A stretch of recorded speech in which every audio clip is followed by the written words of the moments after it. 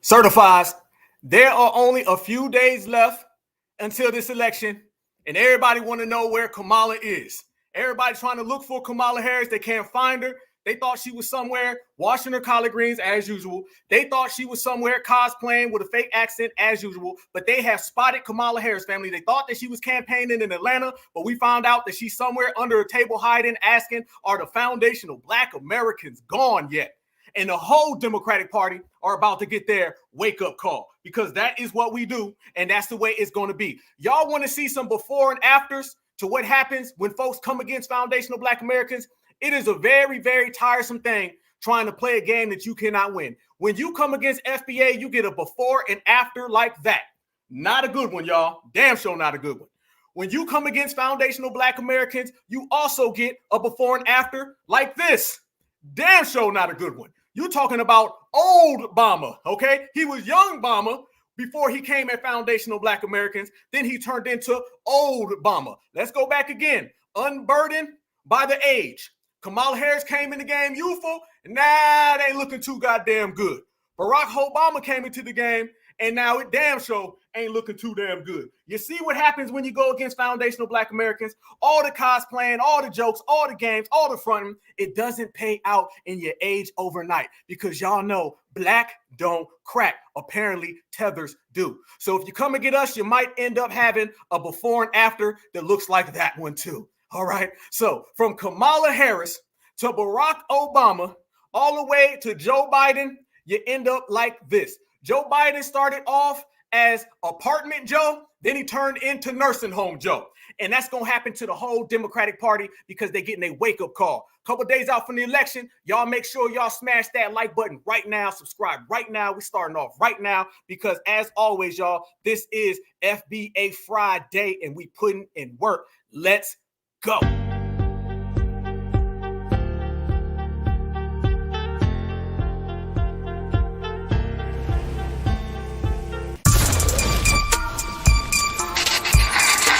That's our motto. We want freedom by any means necessary. I might be anywhere, but when I leave, you remember I said the last words on my lips, I am a revolutionary.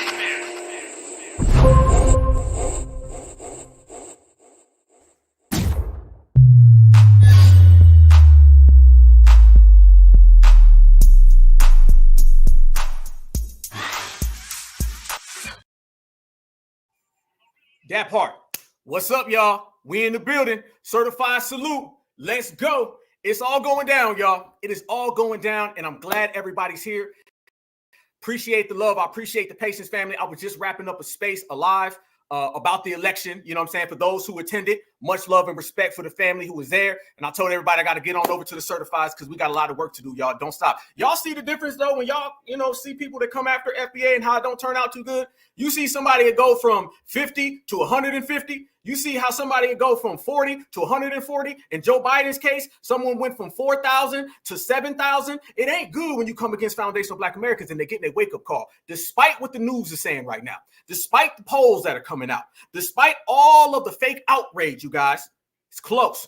And we're watching it all boil down to the Democrats finally getting that wake-up call, because this election has been FBA versus them. That's what it's been about. I see everybody in the family. Cincinnati, Ohio in the house. Certified salute. Much love. OHIO. Yes, indeed. Little Rock. Yes, let's go. Let's go. Let's go. We here right now, y'all. We here right now, and we looking very, very lovely, because what we've predicted is starting to come true. You're going to see a lot of things that come up in the next few days. You're going to hear a lot of cosplaying, a lot of faking, a lot of phony things, but we have to stay focused on what we know for a fact. And what that is, y'all, is that the people and the forces that have been trying to tell us that Kamala Harris is representative of us and Kamala Harris is a Black woman, those are the same people, y'all, that do not represent us at all. Those are the same people that have a fake agenda every single weekend. And those are the same ones, fam, that we have straight up rejected. And that's what's going on right now with the Democratic establishment, y'all. So I'm glad y'all here, and I'm glad we're going to rock out, because this is the best time to be alive, y'all. I always tell everybody it's a beautiful day to be FBA, and when you certify all the time. It's here. This election, family, nobody's broke down this election more than we have right here at the Black Alpha Network, okay? I just got off a 3-hour space, and then we're going to get to it right now today. Look what's going on in terms of this election process. They've been out here trying to get us to vote blue no matter who. We said no. They've been trying to get us to just vote blindly. We said no. None of that is indicative of where we are. We made it clear. We're going to be on point. We're going to be on game. We're going to challenge these politicians, and we're going to have a mass exodus whether they like it or not. Yeah, and they're not going to use us to get fake votes, and they're not going to use us to get fake camaraderie with people that don't belong to us. Family, we done went down the G checklist. Every single person that we done checked on that G checklist has felt the wrath of us, all right? And now, if you're looking, there has been so many things that have come out the last 7 days, and they're going into hyperdrive. But what I want the family to know, and I think we all do, shout out to Pennsylvania in the house, Eastern PA all day. What I want the family to understand, we came in this election season together, and then we gonna leave together. But when we leave, family, we take intangibles and resources and benefits with us. It's over with for these folks. They done finally got their wake-up call that we will not be used as a crutch in this game of trying to get us to vote for them with no results. That ain't gonna happen, y'all. That ain't gonna work. And you know there's some finesse going on too, and we're gonna talk about the finesse on this episode, you guys. We're gonna talk about how every single day you wake up and they're trying to pull us into all of these things. It's been us in the grassroots who have been out here saying, nah, that ain't gonna work. It's been us in the grassroots who've been out here saying, nice try another one. It's been us in the grassroots who have been exposing these people for what exactly they are. They're not for the people. They're not for us. Yes, the gender divide. That's another thing they've been trying to do. Family, y'all know every last election, the gender divide would be massive right now. Where is that? I don't see any gender divide. Brothers and sisters are standing on game. Before, they would have us and all of these tethers all mixed as one. You can't get two different types of people more than foundationals and tethers. They way the hell over there, and we right here. Nothing they have done has worked against us because they don't work for us. And if you don't work for us, you ain't getting a vote. And the fact that they're not getting a vote is on now. We're getting close. Family, it feels like we've been talking about this every day. Right here on the Black Alpha Network, we've covered it. We covered the Biden dropout. We covered Kamala Harris and all of her fake background, all of her cosplaying, every accident she got, we was on it. We covered the whole Donald Trump situation with all the attempts on him, the charges on him. Go back. We've been on the forefront of all this. And we said that we were going to be real grassroots activists and we was going to ride the front line. That's exactly what we've done. And now that we've been riding the front line, now we're here, y'all. And they're here, and we're going to make sure that it's clear. This is what you're seeing. Kamala Harris, family, she don't know where to go. I'm telling you right now, that ain't no joke. That's real. That's real. She doesn't know what to do. She don't know what to say. They are upset that foundational Black Americans did not go along to get along. Let's make that clear, you guys, okay? They're upset that we did not go along to get along in this election. This is what's got the Democratic establishment so damn afraid. They thought that we were just going to fall for everything that Kamala Harris was saying. They thought they was going to black girl magic their way in. Our sisters said no. They thought that they was going to vote blue, anybody but Trump. Y'all better go out there because your ancestors died for you had the right to vote. They thought all of those things were really going to work, y'all. And right now, she is hiding somewhere. She done took time off of the election, y'all, to take a little rest. And she keep going back to Atlanta. She knows better. She knows better, and she knows none of that stuff is working. Why ain't it working, y'all? Because we made it that way. This has been the FBA election. And I'm not lying when I say this man went from that to this. What happened to him when he came out? How did that work out, y'all? How did that work out when Barack Obama showed up and he started trying to disrespect foundational Black Americans? Did that work out real well? Nope. Send him packing. Did it work out real well at all when you seen Joe Biden come out? Nope. And who were the first ones saying that Joe Biden was way too old to be running for presidency? We have shaped this whole election process the only way that we can, and that's because foundational Black Americans control the yard. They gon' have to understand, y'all. We run this. Like I said in Washington, D.C., family, they ain't got to like it. They ain't got to love it, but they better respect it because they damn sure can't check it. And right now, we've been doing the checking. So as we proceed to show everybody what's really happening in this election process, and we proceed to let the whole goddamn world know we're standing on business, let me make this clear. It ain't just about young foundational Black Americans. It's even the older folks, which means grandma out here putting in that certified work. Watch this right here if you don't believe me, y'all. Check this out, check this out, check this out.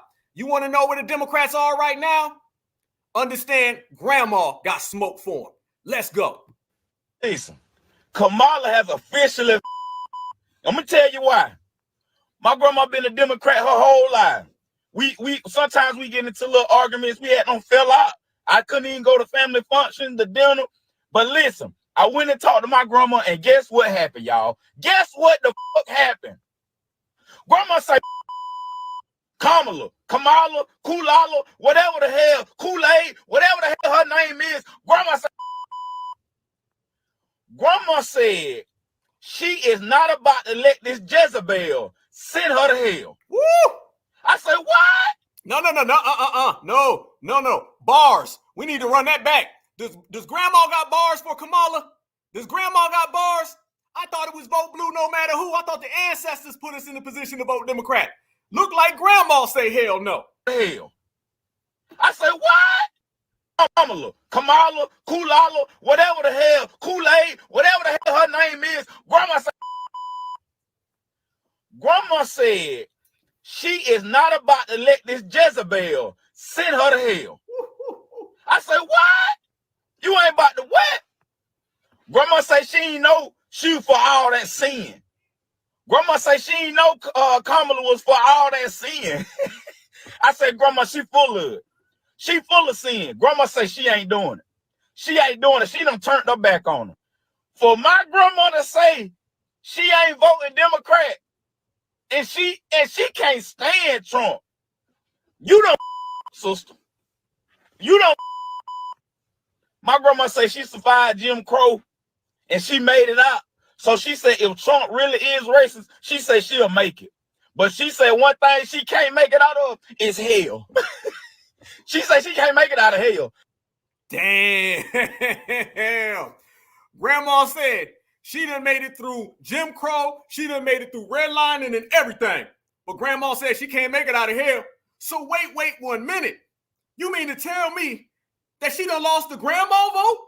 And you know if she lost the grandma vote, she done lost the grandpa vote. So you mean to tell me those Percy Earls, they not really hitting like that no more? You mean to tell me all them your best to go to vote? You mean to tell me that they walked out the room? Well, wait a minute then. That causes a real problem then, y'all. Grandma got bars. Certified salute to your grandma, brother. Whoever you are, certified salute to your grandma. You see grandma, you go ahead and you tell them much love from the Black Alpha Network. We need grandmas like that in the world, all right? And they have always been here. It's just we done unearthed it now. Now we done put it on the table. Now we the one showing grandma ain't playing them games. And if grandma's seeing that in you, I'm going to tell you one thing, y'all. When grandma sees a Democrat and grandma don't trust that Democrat, I don't think that Democrat is no good at all. When grandma says that you going to send us to hell, I'm on grandma's side. You feel me? Understand, the same grandma who told us that we're indigenous to America, the same grandma who told us we are the originators, the same grandma who told us this is our country, that grandma, I'm going with that. Not the grandma who comes around here and says vote blue no matter who. So it's over with. That shows you what we have done in terms of this election, y'all. Shout out to grandma, respect to grandma, and we got grandmas like that all over the place. I told y'all, I seen grandmas in California, man. They hopped on that damn bus, fam, for 2 hours. They spoke for 2 minutes, and they demanded reparations. You know why, though? And I got to give this up to us. We were enlightening a lot of people. See, when we got on code as a community, we went to the older people, and we kind of explained to them the realities of what we seeing with the Democrats. See, no one ever sat down and was like, listen, I know y'all been voting Democrat for all this time. I know they got some fish fry. Okay, I know they fry it up and give it to you. But have you ever thought about fish fry, go get you some tangibles and resources? Has anybody ever broke that down? See, when you got a room of people and they all saying the same exact thing, you get the same results. Till we showed up. We showed up with a different message. We showed up being certified. That's a certified grandma. A certified grandma in the building. You know we win it. You know we win it. So this is what you really seeing when it comes to Kamala Harris, y'all. Let's keep it all the way real. How many of y'all really believe them poll numbers that they telling you about Kamala? Y'all notice anytime she got a little problem in the polls, they put out a fake poll real quick. Y'all notice that? Anytime people out here like, man, we ain't rocking with Kamala, they say, uh-oh, breaking news. Kamala just took the lead in all 50 states. Yep, breaking news. Kamala leads by 100 points. Do y'all really believe that, family? Nah. You notice this. You don't see them having to do that with Donald Trump because Donald Trump has really got the most support. The fact that they got to do all that capping for Kamala means that they ain't got it backed up. Family, when you know you winning, you ain't got to do all that. When you know you losing, you got to come up with all this. Kamala Harris was designated as the worst vice president in American history a year ago. You really think someone went from the worst vice president ever to out of nowhere, the best presidential candidate that we've ever seen? Y'all really think that? And let me tell you something else that's been happening out here in these streets, fam. Brothers and sisters, we not going for this whole celebrity thing. I'm hearing she about to pull up with Cardi B in Wisconsin, y'all. Cardi B is about to go out there and support Kamala Harris. You really think that's going to change anything? You think that's going to move the needle? Nah, it ain't going to happen, y'all. Ain't going to happen at all. Let me show y'all this, and I want you to see the date that we got. Oh, we got receipts right here on the Black Alpha Network. Look at this right here. No lie. It's official. Kamala Harris makes history for the worst reason ever. This was Kamala Harris, and she clocked in as the worst vice president in American history, and that was June 30th, 2023. By June 30th, 2024, they told us that she was the most beloved person, and she has the lead in all the polls. It don't work that way. You better try again.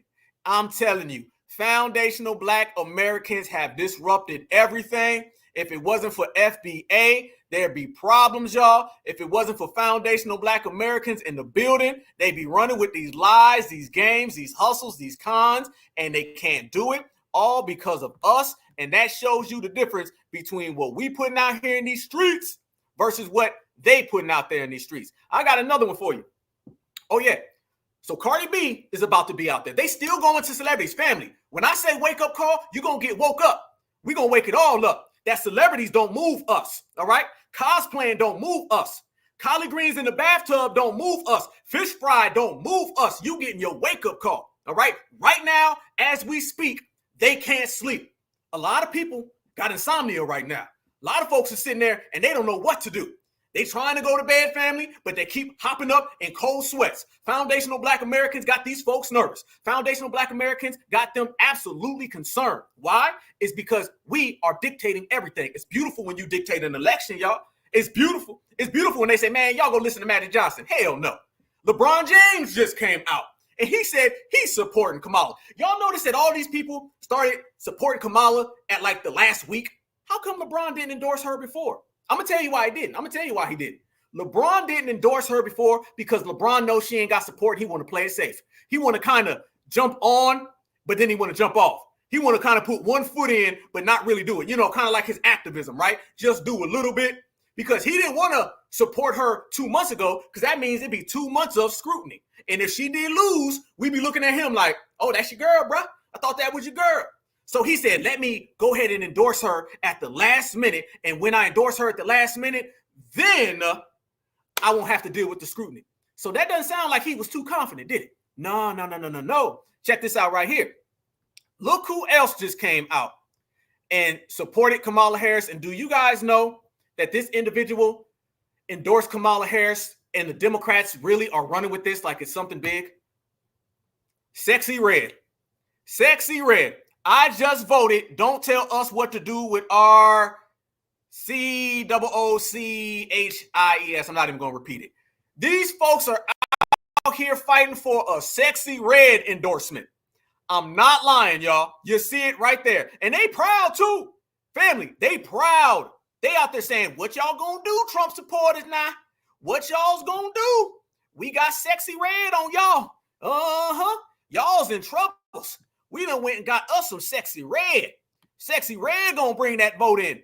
You can tell a lot about how they feel about you by who they go get to speak to you. Yeah, there have been more twerking for Kamala's than you can see tangibles from Kamala, right? Right? Megan Thee Stallion was out there. Cardi B out there, Sexy Red. Cardi B, Sexy Red, Megan Thee Stallion, Kamala Harris. That's a Black woman movement, a non-Black person and 3 strippers. That's really what it is. Kamala, Cardi, Megan, Sexy Red. Really? Not to mention they got J-Lo. And J-Lo ain't moving up. And can I say this too, y'all?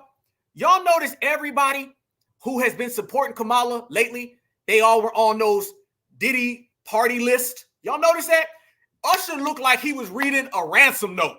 Usher looked like he didn't want to be there. Usher was like, yeah, you know, I'm kind of proud, you know, just want to, you know, all that stuff. I didn't see Usher out there. Usher wasn't out there. Let me tell you something. Usher was not out there really saying anything significant about Kamala Harris. Usher did not want to be there. Because remember, a couple weeks earlier, Usher was on The View. And when he was on The View, what was Usher doing? He was saying, I'm not really going to support her. All that Diddy stuff broke. He said, all right, cool. I believe they calling up people who on them Diddy tapes. Same with J-Lo. They said J-Lo on them tapes. All of a sudden, J-Lo come out. LeBron, we seen you wearing a tutu. You was wearing a tutu. LeBron, you were a 6'8" black man in a tutu. Don't play. Beyonce, absolutely. Jay-Z and Beyonce just disappeared. And I was sticking up for Jay and Beyonce because all that witch hunt, we going to get Jay and Beyonce next. I was like, hey, my name's Ben and I ain't in it, but I'm not going to be like, go get them. But damn, Jay, damn, Beyonce, y'all just disappeared. 50 Cent was just on one of the radio stations in New York, and he was saying that. He was like, where the hell Jay at? Jay done disappeared. Beyonce came out there, and what she do? She came and left. They don't really want to get behind Kamala. Because they have all been pushed to do it. However, they all also know that she don't have that type of movement, y'all. She ain't really moving the needle none, y'all. This is why they went out there and they try to get him. Yep, yes, indeed. Look at this, though. Showing y'all even more. These are the people that they think are going to move the needle for Kamala Harris. It's crazy. You don't see any type of economist. You don't see any type of strategist. You don't see nobody in the black grassroots. My brother Tariq Nasheed, he offered them. He said, listen, y'all can come on and I'll let y'all, speak. Y'all can come on down to the Hidden History Museum. We can have a conversation, see what y'all hitting for. They didn't want to see Tariq, but who they want to see? They want to see Sexy Red and Megan Thee Stallion. Nah, that ain't going to work. I got somebody else. Let's hold on. No. We're going to put some of these supporters down. Remember, grandma out there rejecting them. But look who been out there supporting them. Let's go there. LeBron, we going to call you out. LeBron, ain't no party like a Diddy party. No, LeBron, you ain't going to be Diddying around. And then you want to slide on Kamala and tell black folks we need to vote for Kamala. Why was you wearing that tutu, LeBron? Let's talk about it. All right, if a man is 5'5" and he wearing a tutu, I'm going to side eye him. If a man is 6'8" wearing a tutu, I'm going to go ahead and cancel him. Go ahead, LeBron. Ain't no party like a Diddy party, so. Yeah, that's what's up. Yeah. Yes, And you about to just turn around and vibe. And Bron, me, when this is done, we're going to drink a couple of bottles of the most premium wine. Please. Yes. Oh, look at LeBron bucking them eyes, y'all. Look at LeBron. He said, we're going to drink some wine. LeBron said, please. A couple of bottles of the most premium wine. Please. Yes. Ain't no party like a Diddy party, so. Ain't no party like a Diddy party, so. Ain't no party like a Diddy party, so. Yeah, that's what's up. Yeah. We're going to have Diddy parties for Kamala because they done went and got everybody who's on that damn Diddy party list. You see what we talking about? Ain't nobody out there rocking with them like that, y'all. Ain't nobody out there rocking. No. And you starting to see it all across the board. Everybody is exposing them for exactly, premium wine. Premium wine? Don't you mean premium baby oil? Yeah, maybe it's premium baby oil. Maybe that's what it is, family, but it ain't adding up. Watch this right here, family. This is what we're talking about. This is what's going on. Much respect. Check this out, fam. Long enough and voted on people just because of their race. Long enough and voted on people just because of their race. I remember when Obama was going into office, I did not care what he talked about. I did not care what policies he had. All I knew was Obama was black. And that's why I voted for him. But this year, guys, don't get mad at us because we see something completely different. This year, we're not looking at race. This year, we're looking at policy. What can you do? And one thing I can say about Trump was when Trump was in office, I remember the economy. The economy looked nowhere near as terrible as it do right now. And I also remember Trump was up there fighting to put up that wall. I remember when he was being attacked, they was making fun of him, talking about, oh, the wall. Oh, he's going to build the wall. He's so racist for saying build the wall, build the wall. Now look at it. Flash forward 2024. We're up here talking about, well, we wonder what's going to happen in Chicago. Is the people getting ready to go to war with the Venezuelans? Like, come on. Like, why is it even a thought of the people in Chicago who are settled in their homes, having people come from a whole nother country, fight and attack and try to take the territory that they live in? Pause for 1 second, beloved. 1 second. Family, the game is changing. This is becoming mainstream political discourse. This young lady said that she actually was on the Democratic plantation for a while. Let's not get it twisted. All of us certified who ain't never been on the Democratic plantation, we've been kicking this kind of time for quite some time, right? But do y'all notice now? You're getting a lot of people who are saying, well, I used to be, but I'm not anymore. Who's really changing the electorate in the United States of America, y'all? We have taken more people off of the Democratic plantation than they've been able to put people on the Democratic plantation. I'm going to say it again. We've taken more people off the plantation than they've been able to put on the plantation. That is because we are that thorough, y'all. I don't hear people saying, yeah, I used to be grassroots. I used to want policy. I used to want tangibles, but now I'm just going to go vote for Kamala. You don't hear it the other way around. You don't see anybody out here saying, I don't want anything, so I'm going to go vote. I used to want something, but not anymore. I hear people saying, I voted for nothing. Now I want to vote for something. Who's that coming from? Beloved, right there, she was just talking about the migration situation.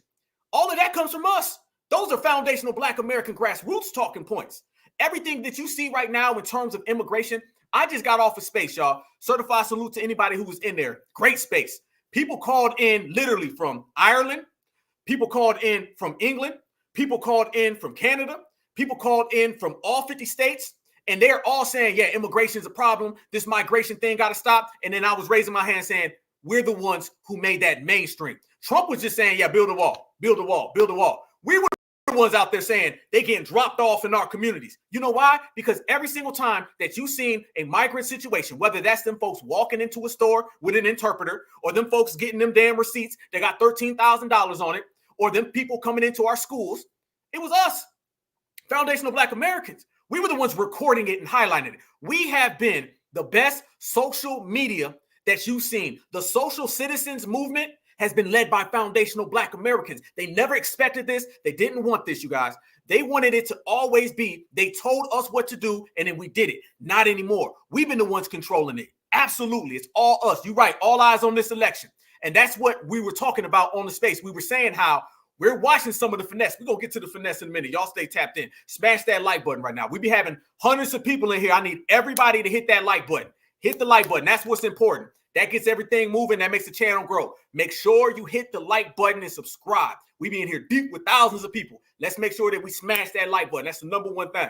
So as we see these people coming in, and you see how this young lady is speaking, she's talking that because we've influenced everything. It's the first time in American history where the Black grassroots controls the narrative. And I'm going to tell you what, it's a beautiful goddamn day. Watch the rest of what this young lady is saying, family, and it proves what we're talking about. Do this not sound like an issue? Y'all got to use your common sense here. If they in office and this is happening now, just imagine what it's going to look like 4 years from now. Will you be able to sleep comfortable in safety at your house at night? That's the question. Because it looked like to me that they trying to turn this into a third world country, if you ask me. Woo! You know, if you can go on the news and see 2 apartment complexes in Colorado being taken over by gangs, where they going up to their doors as if they are the landlords with weapons, shooting at the police, all of this other kind of stuff that's going on in Colorado. Do y'all really want that in your cities? Like, come on, we got this election. We are making sense of what is common sense. I'm sorry if y'all mad Democrats. I apologize, but I just really honestly don't care. We're using common sense in 2024. Common sense says they have been in the office. They have not done anything for African Americans, so therefore I don't have to do anything for them. That sounds exactly like what we say every single damn week, y'all. They don't do nothing for us. We ain't doing nothing for them. It's that simple. It's that simple, y'all. And the poll numbers are starting to reflect. The poll numbers are starting to show you that we not rocking with them, family. They want and they expect foundational Black Americans to vote for this right here. This is what they want us to vote for. Certified salute to that sister. So let's go. We got grandma holding it down. We got that sister right there saying everything that we talk about. This is our country. We built this country, all right?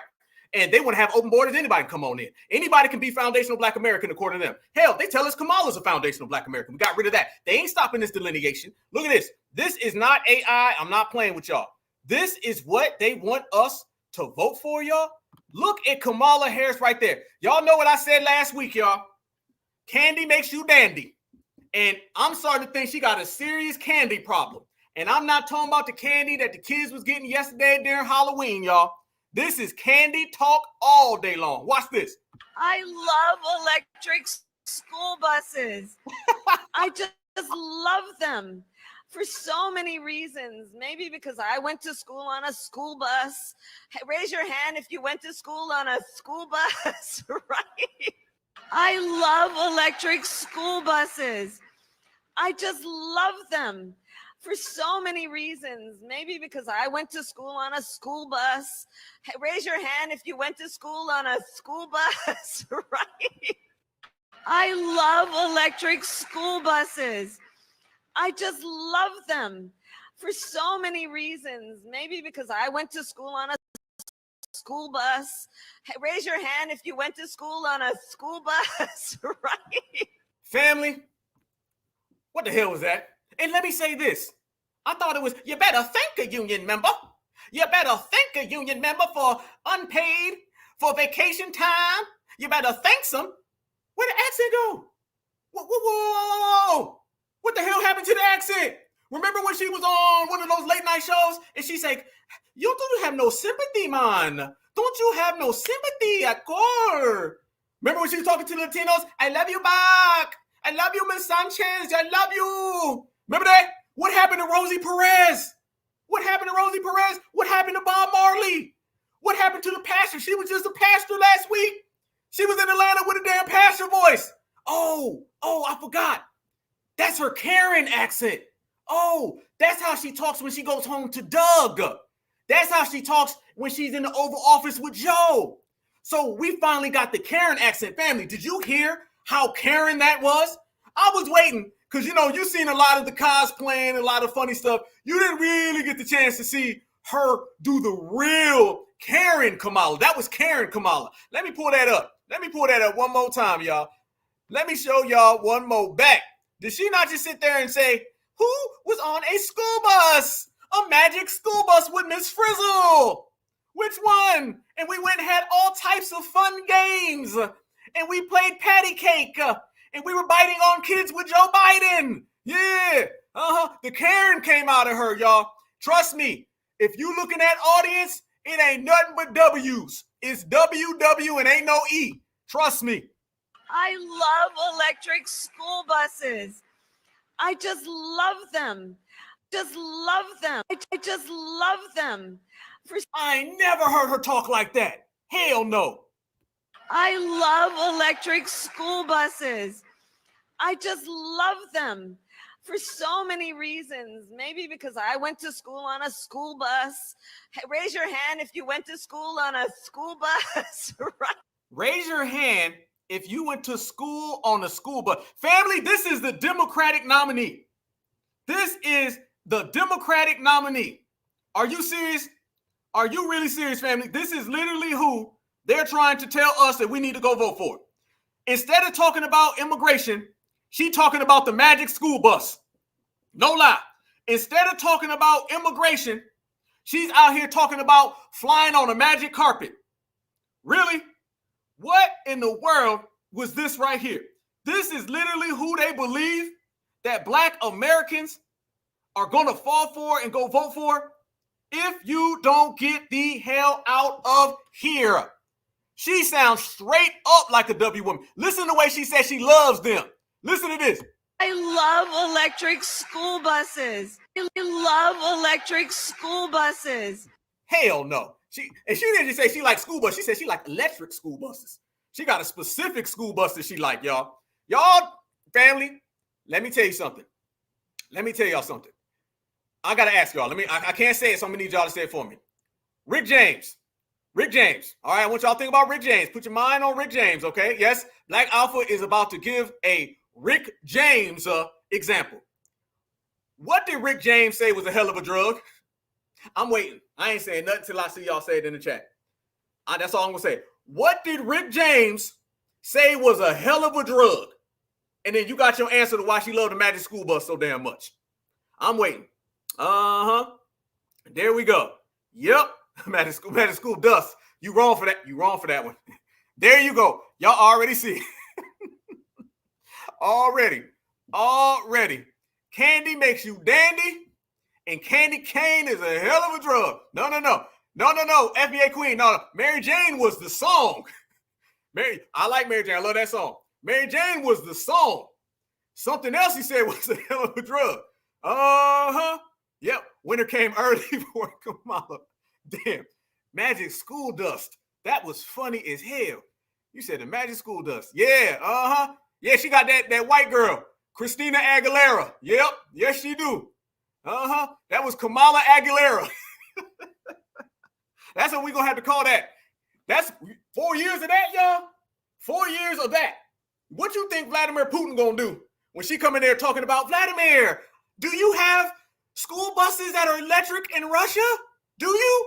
Vladimir Putin going to say, all right, we invading America. He going to say, hit the damn button. It's on. Hell no. Pixie does. You ain't lying.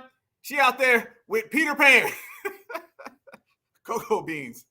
Y'all wrong as hell. Magic Snow. You right.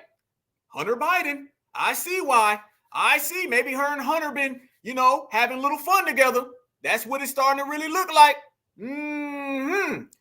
So we see. But that's how she was talking when she was out there talking about electric school buses. She said an electric school. Then she said, raise your hand. Okay. Yeah. We see you, Kamala. Okay. We knew you wanted to be Karen all along. She went full Karen mode too, didn't she? She went all her mannerisms, her inflections. That was super Karen mode. Watch this right here, y'all. This is how she was talking when she was talking to us. Big goddamn difference.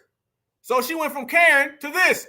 For generations in Detroit and across our nation, the brothers and sisters of labor have stood together to righteously demand fair pay, better benefits, and safe working conditions. And let me say, every person in our nation has benefited from that work. Everywhere I go, I tell people, look, you may not be a union member. You better thank a union member for the 5-day work week. You better thank a union member for sick leave. You better thank a union member for paid leave. You better thank a union member for vacation time.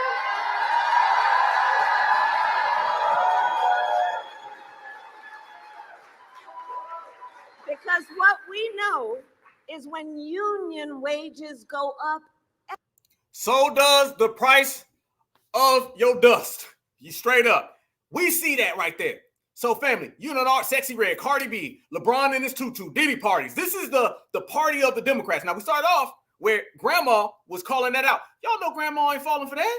Grandma ain't falling for none of that. No. You gonna fool a lot of folks, but you're not fooling no certified on-code grandmother, family. That's what the Democrats are dealing with right there. And people have been exposing them to the point where they know what she's going to say before she says it. We already know what she's going to say. The thank a union member, we knew she was going to do that. Then she was a pastor. I mean, she done had like 30 different accents, fam. It ain't just been one. She done had 30 of them, every single city. And then she keeps doing it. She'll have it in every city. We'll call it out and then she'll do it again. So you already see the type of energy that she be on. And people been calling it out step for step, one by one. Watch this right here, y'all. When we say people been calling out everything that she's doing, watch how brothers and sisters already know her lines before she says them. And by the way, she bucking her eyes right there too. Watch this, y'all. Watch this woman's reaction as Kamala responds to a question in front of a Spanish-speaking Univision town hall. that unlike my opponent, who got handed $400 million on a silver tray and filed for bankruptcy 6 times, most people don't have that access. Now watch as she realizes she's on the camera angle. Start a small business, but when they do, it's to their economic benefit as well as the economic benefit of the community. Watch this woman's reaction as Kamala responds to a question in front of a Spanish-speaking Univision town hall. That unlike my opponent, who got handed $400 million on a silver tray and filed for bankruptcy 6 times, most people don't have that access. Now watch as she realizes she's on the camera angle. Start a small business, but when they do, it's to their economic. Do people already see what Kamala gonna say? Are they sitting there watching what Kamala gonna do, and then Kamala goes and does it any damn way? Really though? Yes, that is exactly what happens because you already know her play, y'all. You know her play all the way across the board. It's easy work, easy work. At this stage and this time, y'all, Kamala ain't fooling no damn body. She ain't fooling nobody. Ain't nobody falling for the games. It's easy work across the board. And like we said, people been calling out the whole Kamala Harris agenda. It's been happening all throughout the United States of America. Look at this right here, y'all. Look at this right here. More people calling out Kamala Harris. The plantation ain't got it. So since I got a little platform, I'm going to go ahead and use it because a lot of people seem to be misinformed. Kamala Harris is not the better option. Don't be fooled just because she is a woman and she is of color. She is not for the people. And me being from the Bay Area and being around when she was actually running the district attorney's office, let me help you understand what I mean by that. And before I have gazillion people hopping in the comments, you know, talking mess regarding Trump and all that, listen, between him and her, all you're doing is picking one of the lesser evils, and that's facts. But being that I am a part of the community of families that are affected by incarcerated people, I am going to go with the person who is less inclined to locking everybody up. And yeah, I've seen a lot of people saying that they don't know if that's correct. And I seen Yandy make a post saying that a lot of that is just propaganda. Well, let me help break it down for you. Kamala Harris grew up in the Berkeley, Oakland area. She went to law school at Hastings and graduated there and started off as a district attorney in Oakland. From Oakland, she went to Alameda before she went to San Francisco. Do y'all remember in 2010, there was that big drug lab scandal with Deborah Madden and the San Francisco Police Department? I remember specifically because I had 2 cases involved in that scandal. Let me help fill you in. She was the head district attorney at the time, and right under her was a guy named Gascon, something like that. He used to be a district attorney in Los Angeles when they had that big old scandal going on with a bunch of police misconduct. Anyhow, around that time, he was reviewing police files for misconduct, and he was basically telling her that there's no policy in place and there needs to be one for any time there's police misconduct. It needs to be reported to the lawyers and the judges on the case. She ignored him. Now, after she ignores his advice that there needs to be policies in place, that way they can curb any type of misconduct that's going on in these cases, it comes out that there's this big drug scandal in the drug labs. Deborah Madden, she was the lead technician in the drug labs, and it had been reported several times to their office that this woman had an issue and that she shouldn't be testifying in anybody's cases. She was touching the drugs. She was stealing the drugs. She was sneaking the drugs. It was just a bunch of bullshit. All of that was hidden from the attorneys and the judges on the cases. So since I got a little platform. Damn. I'm saying, no, they didn't think we was going to see that, though. They didn't think that we was going to see all that. They didn't know that we was actually going to talk to our brothers and sisters in California. I know they hide her past and her dad and her mom and her grandma's grandma. I know they don't really want to talk about anything that she's done, will do, has done before, might do later. I know that. But they didn't think that we was going to make a simple phone call or just simply get on social media or do a quick Google search and see all of her blueprints and her background and her paperwork is filthy. Well, we have. And that it shows you why Kamala Harris right now is hiding under that damn table asking, when are them FBAs going to leave? That's what the whole damn Democratic Party's asking. When are y'all going to be gone? Because we could just lie freely if y'all weren't here. We could just say whatever the hell we wanted to say, however we wanted to say it, and it'd be all good until y'all show up. Essentially, FBA done came and we done effed everything up for everybody. We done took the table and threw everything off. Because if y'all gonna be living comfortable, then we gonna be living comfortable. If we not gonna be living comfortable, then ain't nobody living comfortable. That's the motto. And you see right there, her background is trash. I told you, I spoke to the young lady who was locked up based on truancy because her daughter was ill, and Kamala just completely threw under the bus. And I've heard some stories about Kamala firsthand from this young lady. And I'm telling you right now, Kamala was completely on that. and she ran on that. So when these people try to say, y'all lying now, Kamala didn't say that, Kamala was good, that was a lie, it's misinformation. No, it's a lie. How about that? They tell you it's misinformation. We say, well, you lying. Were you capping? Okay, you got on the cape for Kamala. We all seen it. We all heard it. And that's just half of her filthy background. More dirt has came out every single day, and we've been seeing it all across the way. Look at this right here, family. We said a few weeks ago that she got a problem with the dominant society religious community. Donald Trump's exploiting it. Watch. But we're especially excited to have the support of record numbers of Hispanic Americans, and right here in Nevada, we're going to win a record share of the Hispanic American vote at a level that nobody's ever seen before for the party. Because, you know, basically it's pretty simple. Hispanics want great jobs, they want rising wages, and they want safe communities. They're great people. Energy, they're very entrepreneurial. I know them well. They're really hard workers. They're great people. You don't want vicious gang members getting dumped into your state, and you don't want Kamala teaching your children that they can change their gender anytime they'd like. You don't want that. She came out with gender stuff. You don't want to know about it. And I don't know what's going on with Catholics, but many Hispanics are also Catholics. And Kamala is persecuting Catholics. What the hell did Catholics do? They are being persecuted. Look, she's raising her hand. They're being persecuted. And wait a minute. So she's got a problem with the Catholic community, the Christian community. The certified foundational Black American grassroots ain't rocking with her. And a lot of Latinos are still voting for Trump. Where is she getting these poll numbers that they tell us is so big? I call cap. I call cap. I call cap. And by the way, evangelicals, Christians are, you're next. You'll be next if they win. She even suggested that being Catholic disqualifies you from being a federal judge or running for office. You believe that one? How old is that theory? That goes back a long way to Kennedy. I mean, to John Kennedy. I will defend your jobs. I will protect your children, and I will defend religion. She's got some religious problems, family, that we've been talking about for how long?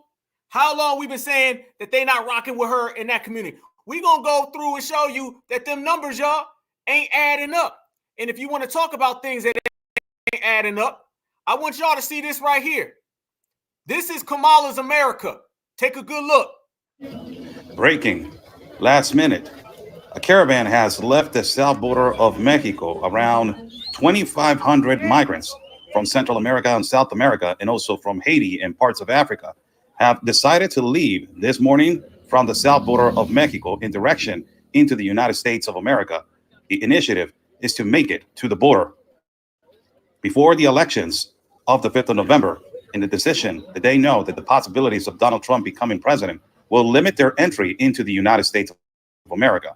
This will be the third caravan coming out of the south border under the new administration of the new president of. Look at that right there, y'all. Listen to what this guy is saying. And I want you to ask yourself, do you see this on the news, y'all?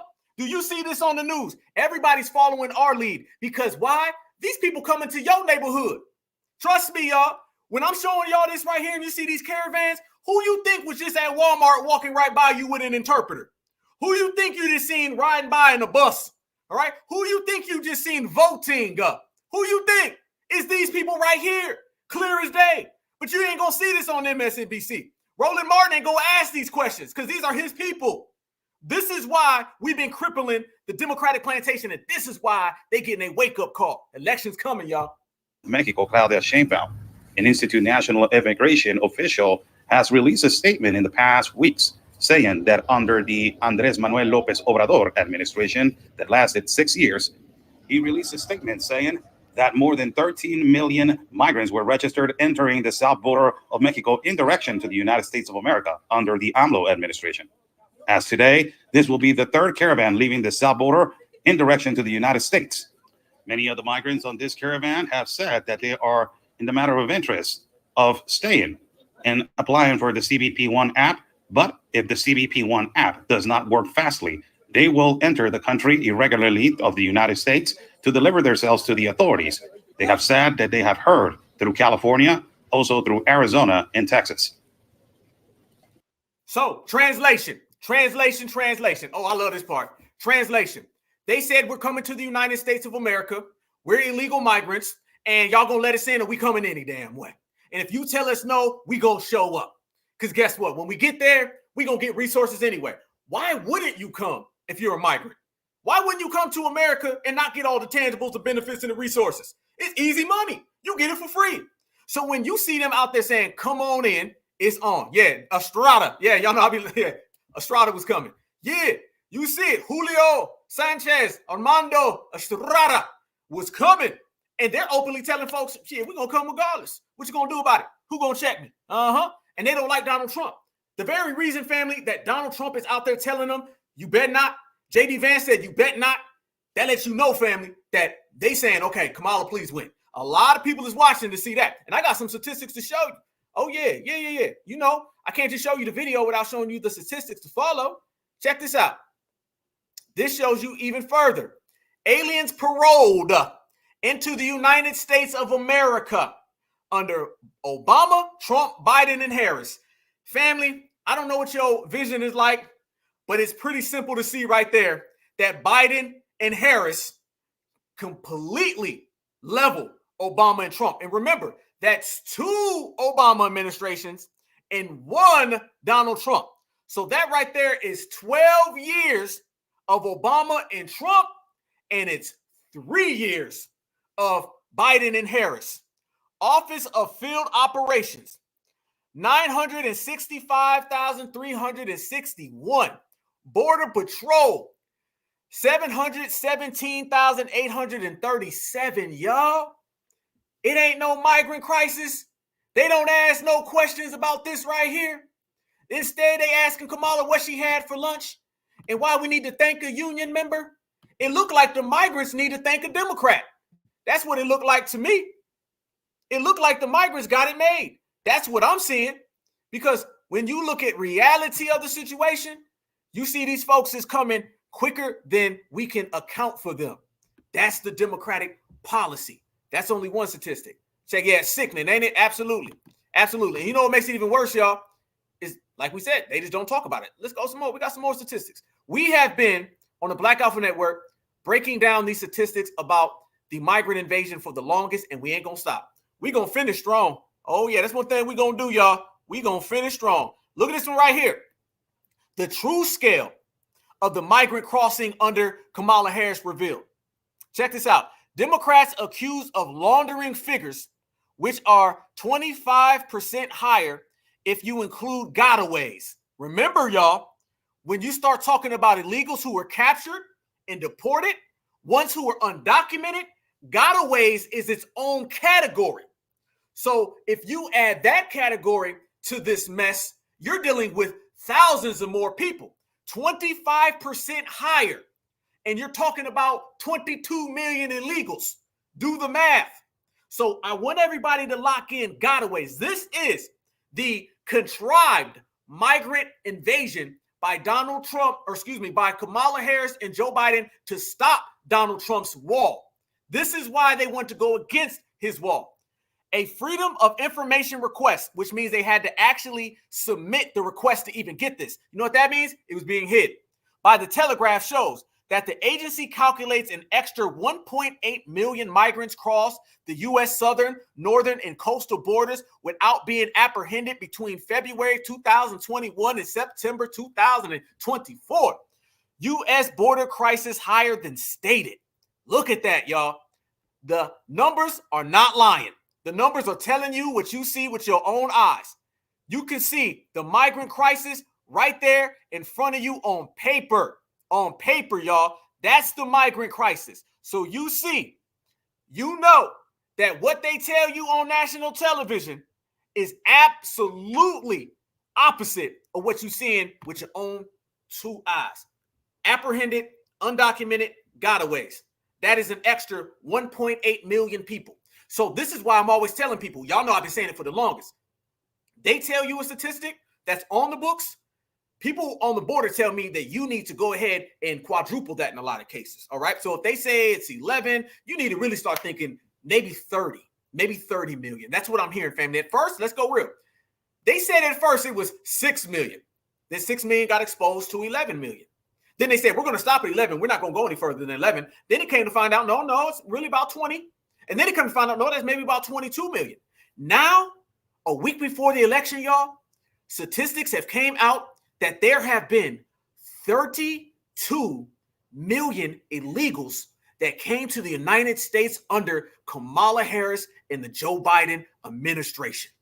Breaking news. That's what a lot of people on the border and a accumulation of all these statistics and different multiple agencies, they've all come to the conclusion you're not dealing with 11 or 22 like originally thought. I'm hearing that it is closer to 32, and I have it on reliable sources that it's 32 million people. Really though? Really though? That's what you're getting right now. And you mean to tell me that nobody's talking about this? They're not going there? And instead of them actually talking about this right here, and not to mention, like we said before, the missing kids. At first, they was like, on the books, they'll tell you 35,000 missing kids. Now we're finding 350,000 missing kids. They don't talk about that, though. They leave that one alone, right?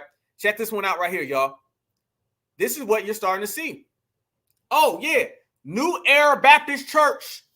The boogeyman tactics continue. Warning, African Americans, a vote for Donald Trump will put black folks back to picking cotton.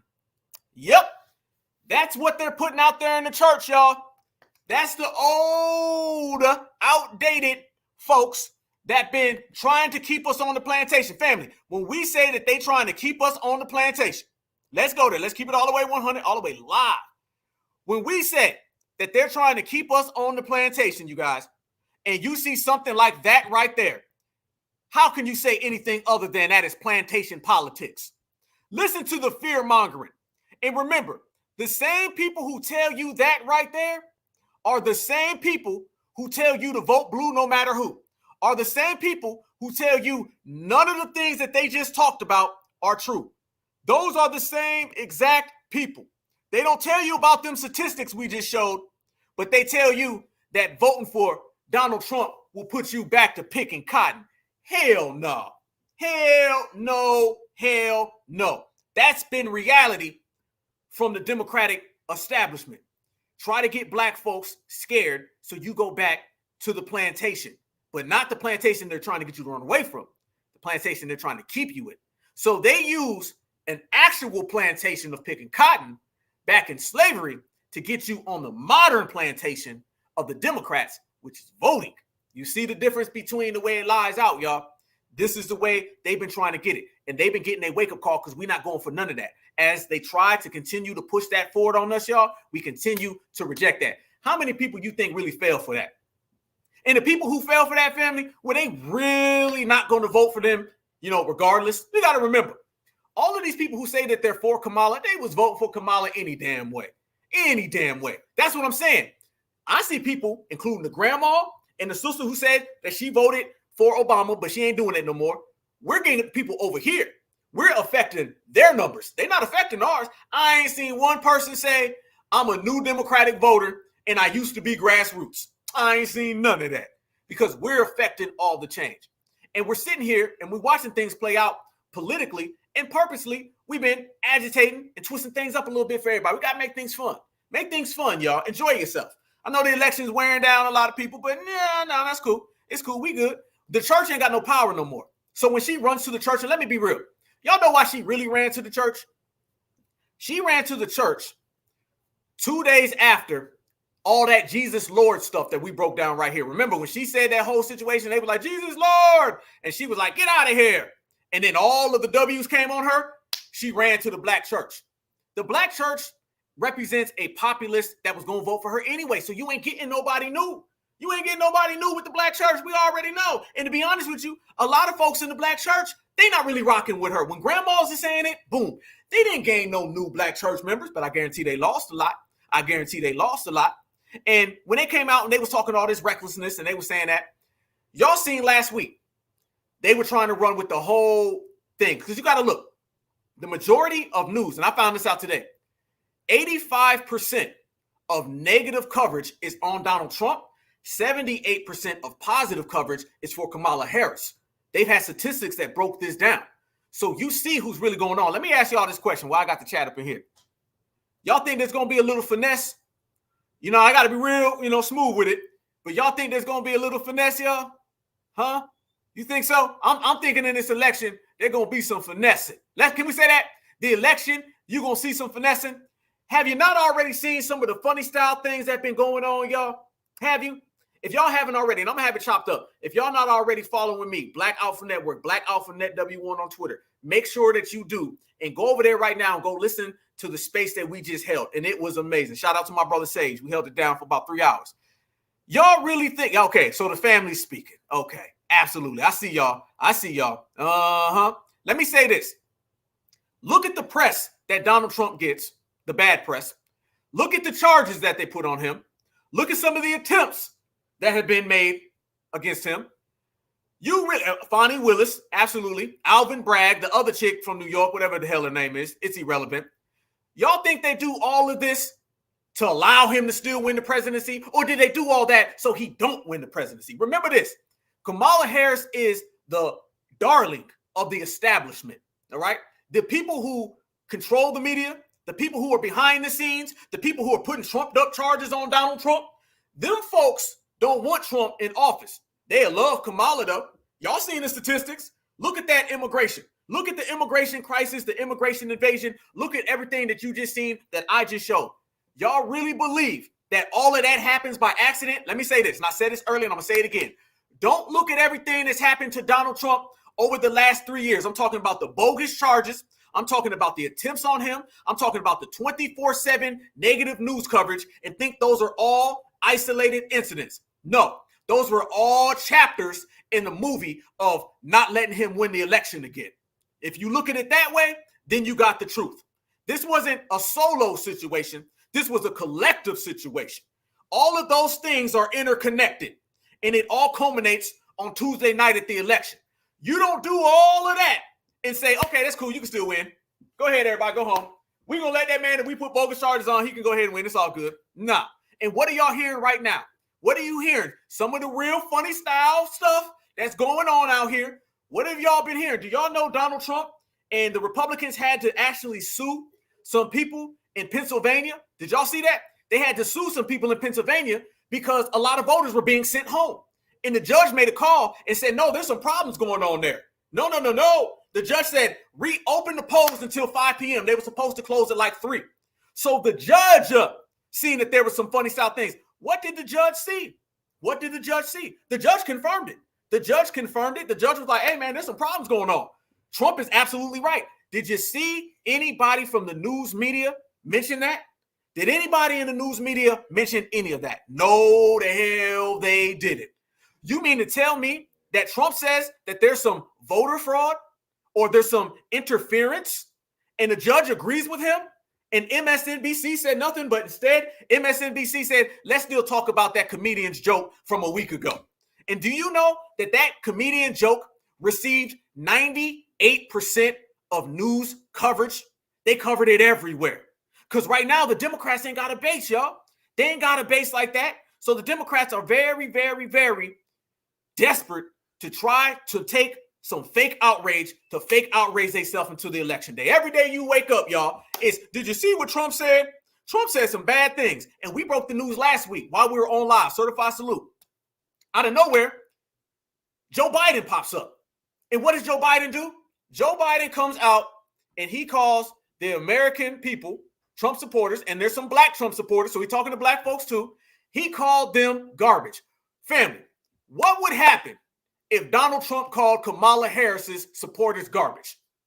They didn't like that, y'all. Oh, no. Because they had their gotcha moment. This election has been all about getting Donald Trump to say something racist. So they can have an I gotcha moment, they can get a soundbite, and they can use boogeyman politics. You know, the same boogeyman politics that we just showed at New Era Baptist Church that's openly in the year 2024 telling black people, if you don't vote for Kamala Harris, you're going to be picking cotton.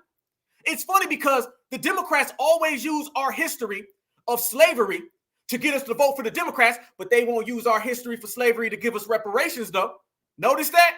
You start talking about slavery and the atrocities that have been committed against Black Americans, they will run that all damn day long if they can get you to vote blue. But you start talking about them same exact atrocities and say that we deserve reparations, you owe the debt, cut the check. Then all of a sudden they say, well, we don't know what happened. We can't get it.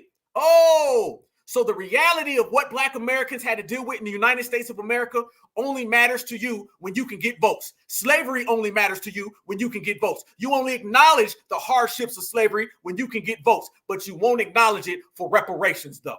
Yeah. You want to give us a 433-year study. But if it comes to slavery, say, y'all better go pick that damn cotton now. You see what I'm talking about? This is what the Democrats have been doing. We've exposed that in this generation. Done with it. All them days of insulting us and using our ancestors. Family, how insulting is it for somebody to say to you in 2024 that you will be picking cotton if you don't vote for Kamala? On top of, they told you that you stupid too. And you don't understand. And you a simple Simon. And you are a Russian bot. And you have misinformation. And you don't know what you're talking about. All of those laundry lists of insults on top of you're going to be picking cotton. God damn. Can you just say picking cotton? That's bad enough. They can't just say you're going to be picking cotton if you don't vote for Kamala. Then they got to call you every insult in the book on top of that. That is the Democratic Party. We have exposed the Democratic Party. They getting a foundational Black American G-check wake-up call. And none of that is going to work because I'm telling you, we check that now, they'll never run that on the children. Our kids ain't going to have to grow up in an era where they got to play them games. No. So as they were trying to use fake outrage, because they've been trying to pull that on us all day, this whole election, for the last 3 years, Donald Trump's bad, stay away from him. Donald Trump's the boogeyman, he going to get you. Y'all's better run from Donald Trump. And a lot of Black Americans is like, nah, And let's go there, fam. Can I say two things? These are two things. I won't say Black Ops Network, two things. Can we go ahead and put to rest two misnomers? The first one is Donald Trump has been president before. We know what a Donald Trump presidency looks like. Do they kind of act like Donald Trump's president right now? Is that not the notion that they've been kind of trying to tell us? If you kind of look at it by how much Kamala Harris blames Donald Trump for the last 3 years, it makes you think that Donald Trump is the damn president. They make you think Donald Trump is the president today. And then they also make you forget that Joe Biden is the president right now. Do y'all know that Joe Biden is the president of America? Does anybody know that right now? Okay, because Joe Biden, and I've never seen this before, we are a presidentless country. Who is running America? Don't tell me it's Joe Biden. Don't tell me it's Joe Biden, family. I'm sorry. I'm going to have to get my petty on. I'm going to. Do not tell me that man right there is running the United States of America. And I'm talking about the one on my right. Don't tell me he's running America. Do not tell me Joe Biden is running America. We have a presidentless country. Who is running the United States? Joe Biden can't run Joe Biden. Hell, Joe Biden can't walk Joe Biden. He can't roll Joe Biden. He can't skip Joe Biden. Joe Biden doesn't know who Joe Biden is. Joe Biden probably thinks Joe Biden is Kamala Harris. Joe Biden probably thinks Joe Biden is Donald Trump.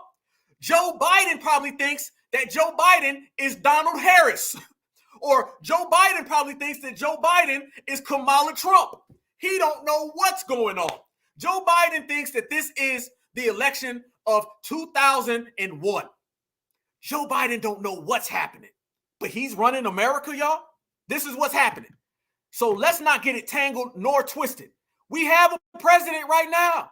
There is a president. I've never seen in my life where Americans don't acknowledge who the president is. I've never seen a president get such little press. I've never seen a president get spoken of as little as he has. Why? Because they don't want to acknowledge him because he can't get the job done. And since he can't get the job done, then that means the Democrats are done because it's been their policies. And then he comes out, y'all, and he says this right here. Soon as the Democrats were going to ride the wave of fake outrage, Joe Biden says this. In my home state of Delaware, they're good, decent, honorable people. The only garbage I see floating out there is his supporters. Joe, y'all thought y'all had something good. They was doing a fake outrage thing, family. She was tether queening it up. She was running around here talking in a fake accent. Everything was good. Now the Democrats don't have anything. So as soon as they think that they're winning, next thing you know, Joe Biden comes out and he does what Joe Biden always does. Like Barack Obama said, never underestimate Joe Biden's willingness or capabilities to F things up. Joe Biden comes out and he calls all the MAGA supporters garbage. I know right now the Kamala Harris campaign has to be fuming red hot. They finally thought they found a situation where they can exploit racism and dump it on to Donald Trump. They finally thought they had an I got you moment 7 days before the election. And now Joe Biden comes out and he says something way worse. And here's the difference. Joe Biden wasn't joking. That's the difference. Oh, and Joe Biden right now is still the president, even though he naps all day, but he's still the president. And Joe Biden is Kamala Harris's boss. That ain't some two-bit comedian talking. That wasn't at a rally. That was Joe Biden saying it. So breaking news, Joe Biden comes out and he messes it up again for the Democrats. After this election, the Joe Biden camp, the Kamala Harris camp, and the Barack Obama camp, they are going to have a civil war within the Democratic Party. And foundational Black Americans, we're going to be popping popcorn, laughing the whole goddamn time. And I'm laughing right goddamn now. And I'm laughing right goddamn now, y'all, because we called it for what it is. And you know right now they are in desperate mode, and they're going to stay in desperate mode, y'all, because this is why foundational Black Americans have completely exposed them for what they are. They have to deal with it. Speaking of deal with it, speaking of funny style things, check this out right here, you guys. This was in Galveston, Texas. And I'm telling you right now, we could go further and further and further into this, y'all, but we're going to break it down because we're going to be live election night. Y'all know how we get down. Look at this right here, y'all. You mean to tell me that there ain't some finesse going on? Watch. James Carpenter. I just voted in the white settlement election. I voted for one president, checked it on the video screen. When I got the paper ballot, it had the other candidate's name on it. Check your paper ballots, everybody. Thank you, sir. My name is Lucas Clark. I voted here at White Settlement Library in Fort Worth. I was in line for about 45 minutes, and there were two people that came out and said that their ballots were changed. So everybody double check and print it out ballots. They go in there and they vote, and once they print out their ballot, it's different. So. Real interesting out here in the world today, y'all. Real interesting out here in the world today. There are a lot of videos out there that you see circulating, including people trying to press one name and it goes to the other name. Y'all know what I'm talking about. Let's just say that it always benefits the blue, okay? Let's just say that. And I got to ask y'all this question. Any of these real foul play situations, have y'all ever seen them benefit anybody other than the blue? Do any of these foul play situations ever benefit anybody other than the blue team? Seems like it never benefits the red team.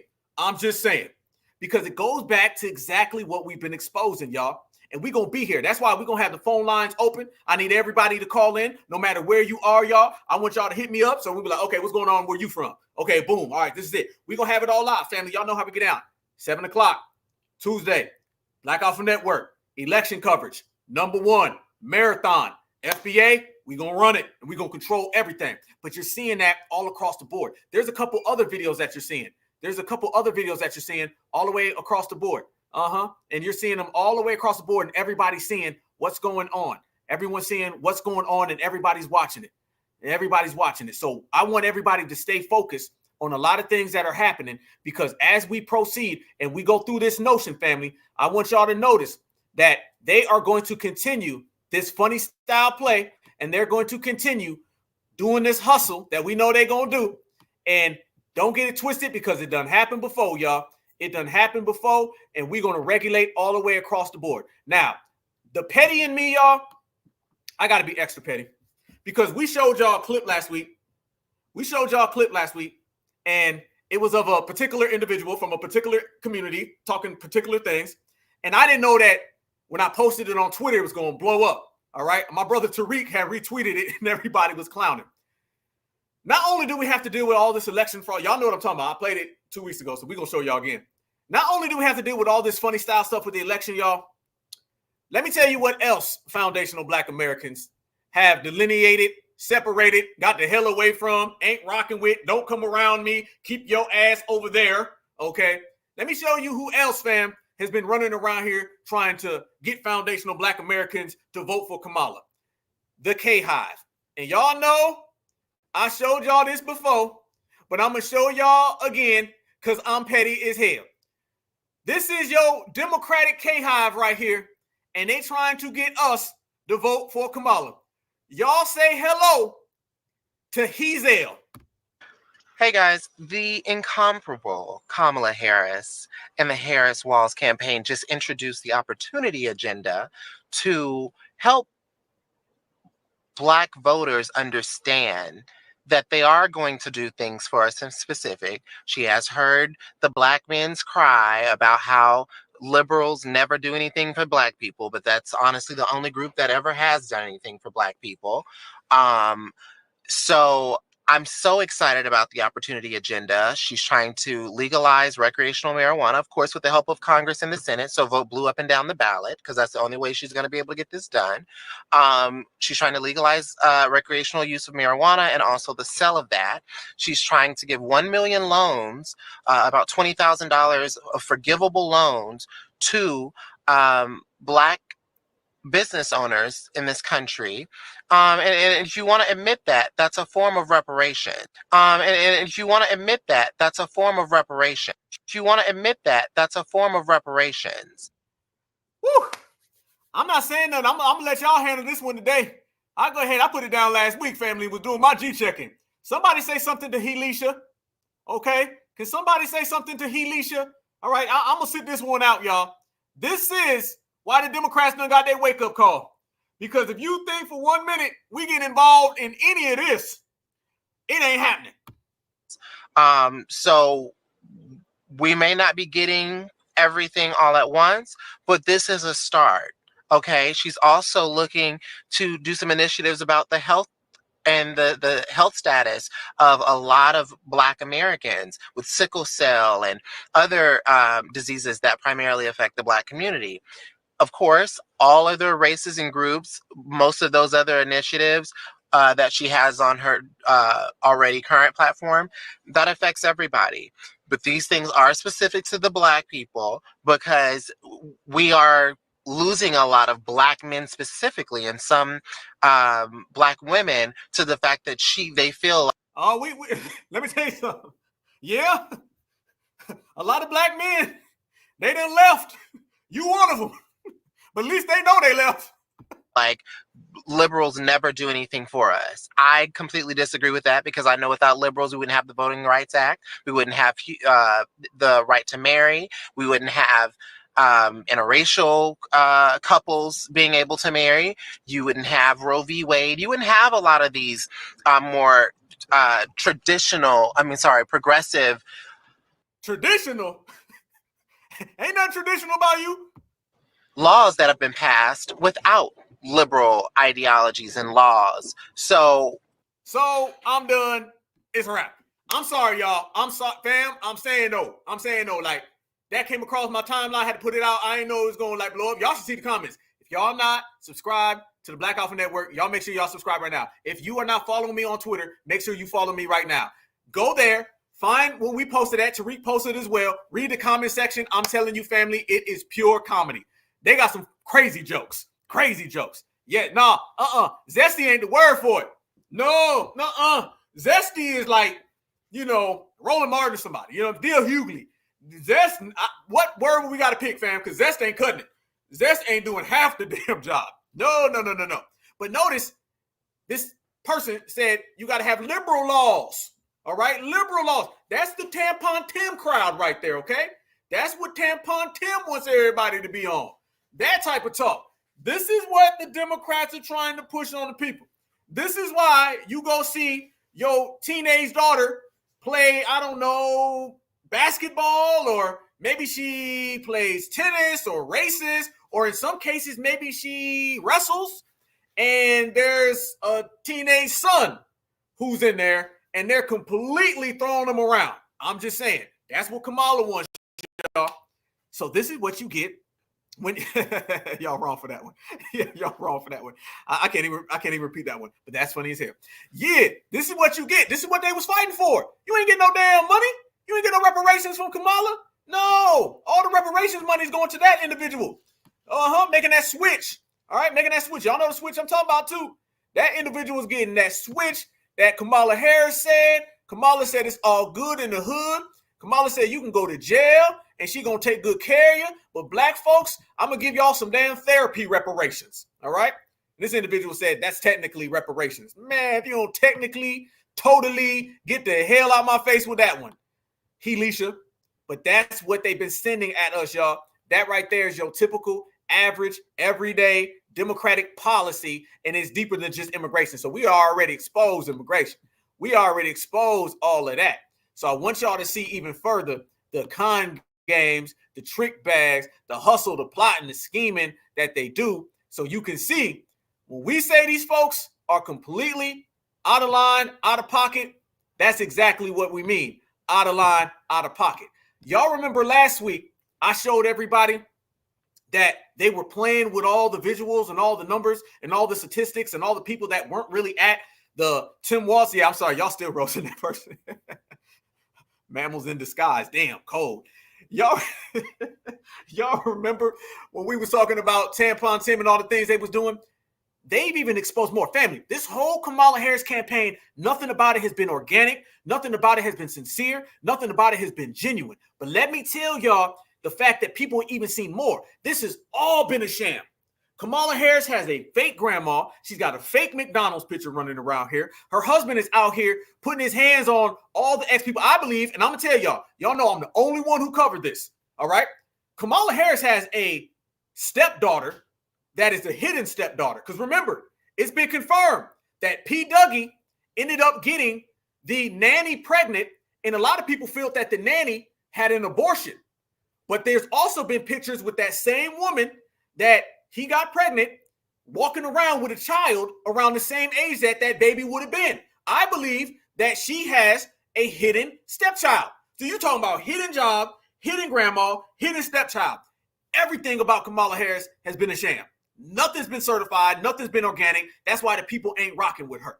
And let me tell you something that's even worse, y'all. Look at this right here. I need y'all to see this right here. Yeah, smash that like button right now. We got 1,000. Damn, we got over 1,000 people in here.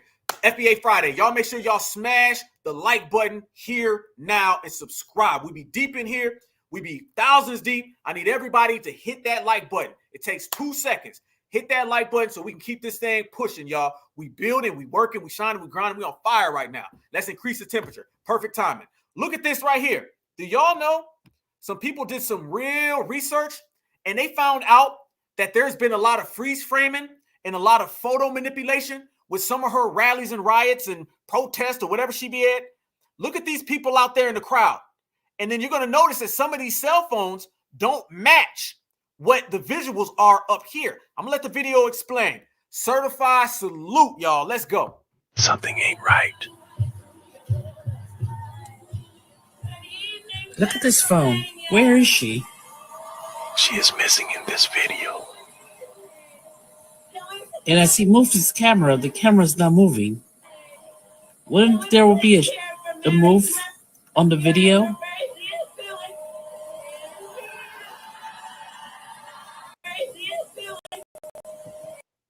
Look at this. Look at this. Look at this. Look at this. Real interesting. On the video?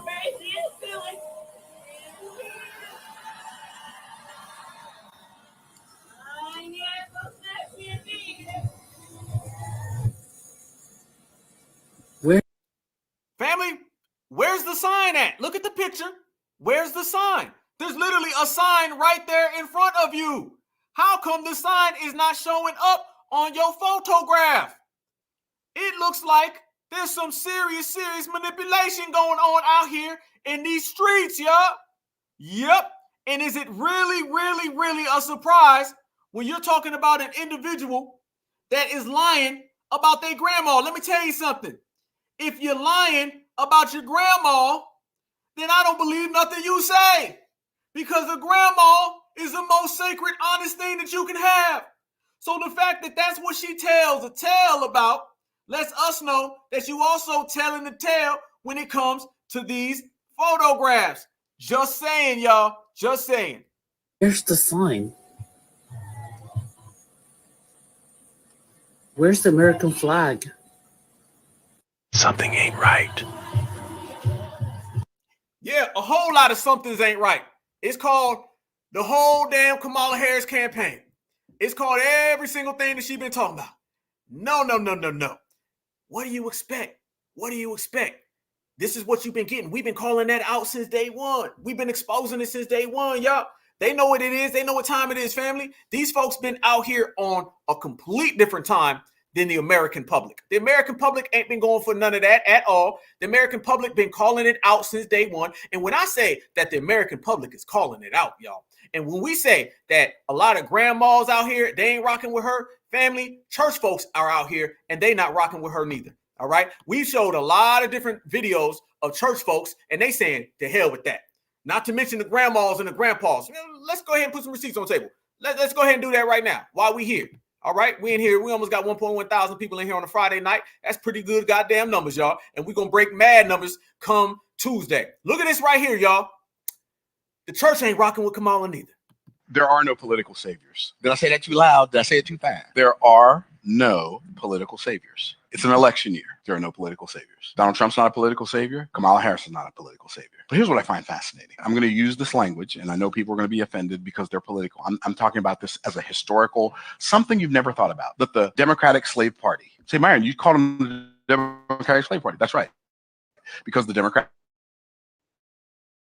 Party was the party in the slavery in the United States of America. And they wanted black slaves. Now they want everybody to be their slaves. I know. I get it. I'll talk about the Republicans in a minute. Right now, I'm talking about the Democrats because they want to have the right to own our children and do with our children what they wish without our permission as parents. That's a government that's too big. They want to give special rights to people who are wrong, and they want to enslave everybody. And then they want to raise taxes from hardworking people to pay for all of their policies and all the stuff they want to give away. They want. Damn. All the stuff they want to give away, huh? Once again, who is the base of the Democrats? I keep asking that question. Who is the Democratic base? It can't be the church.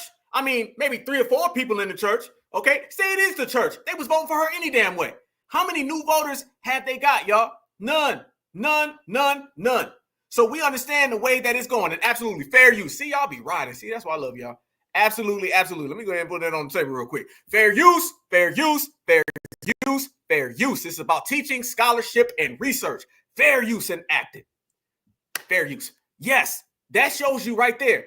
They got a real funny base. Who's the base of Kamala Harris? You're not seeing it. You're not seeing it at all. Let me show y'all right here. This is who the Democrats want to go get. Let me show y'all. Real quick.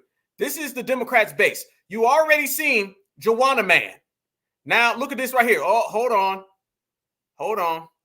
I would be remiss if I did not do this.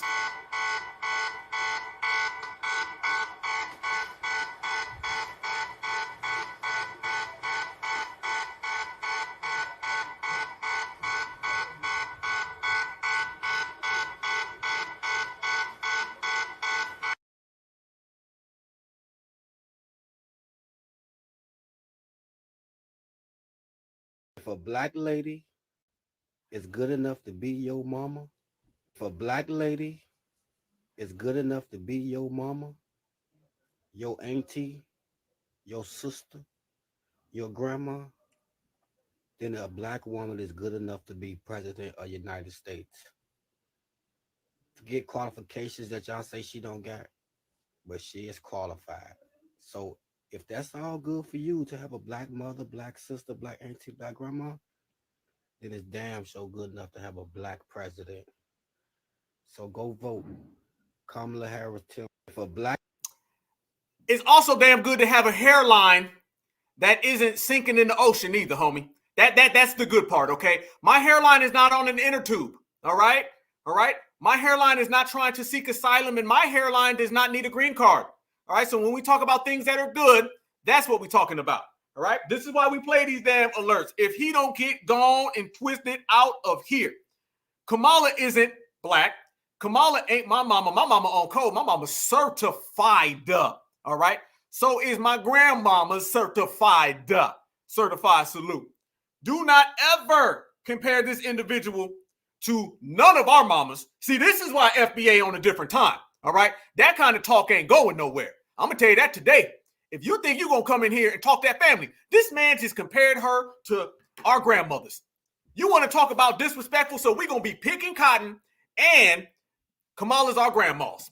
This is the Democrats, y'all. You got Juana Man, you got Julio, Hernando, Estrada, you got Hairline on the inner tube, you got Kamala Harris is us, and the church is telling us that we's going to pick the cottons if we don't vote for her. And I'm going to say the Democrats all going to get a goddamn wake-up call. That's why you come into office and you be 50 and you leave looking like you 90. Cosplaying foundational Black Americans is a very tumultuous thing because we put in so much work. The G-check stresses these people out. I'm telling y'all, they disrespect, we G-check, they get stressed. That's why they so shook. Hell no. And listen to what this guy says. He says, who cares about qualifications? He said he don't even care. He said, just show up. It's all good. Listen, he said, I don't care if she got the qualifications or not. Black lady is good enough to be your mama, your auntie, your sister. Did he say auntie? Oh, you know he ain't FBA. He ain't FBA at all. We might say auntie or auntie, but we don't ever say no auntie. He said auntie. All right? As in A-I-N-T-T. This man said AT&T. This man talking about damn phone company. Man, you ain't no damn FBA. He talking about a phone company. Family, I'm going to go ahead and do it. I never did this before. He going to be the first person to get 2 tether alerts.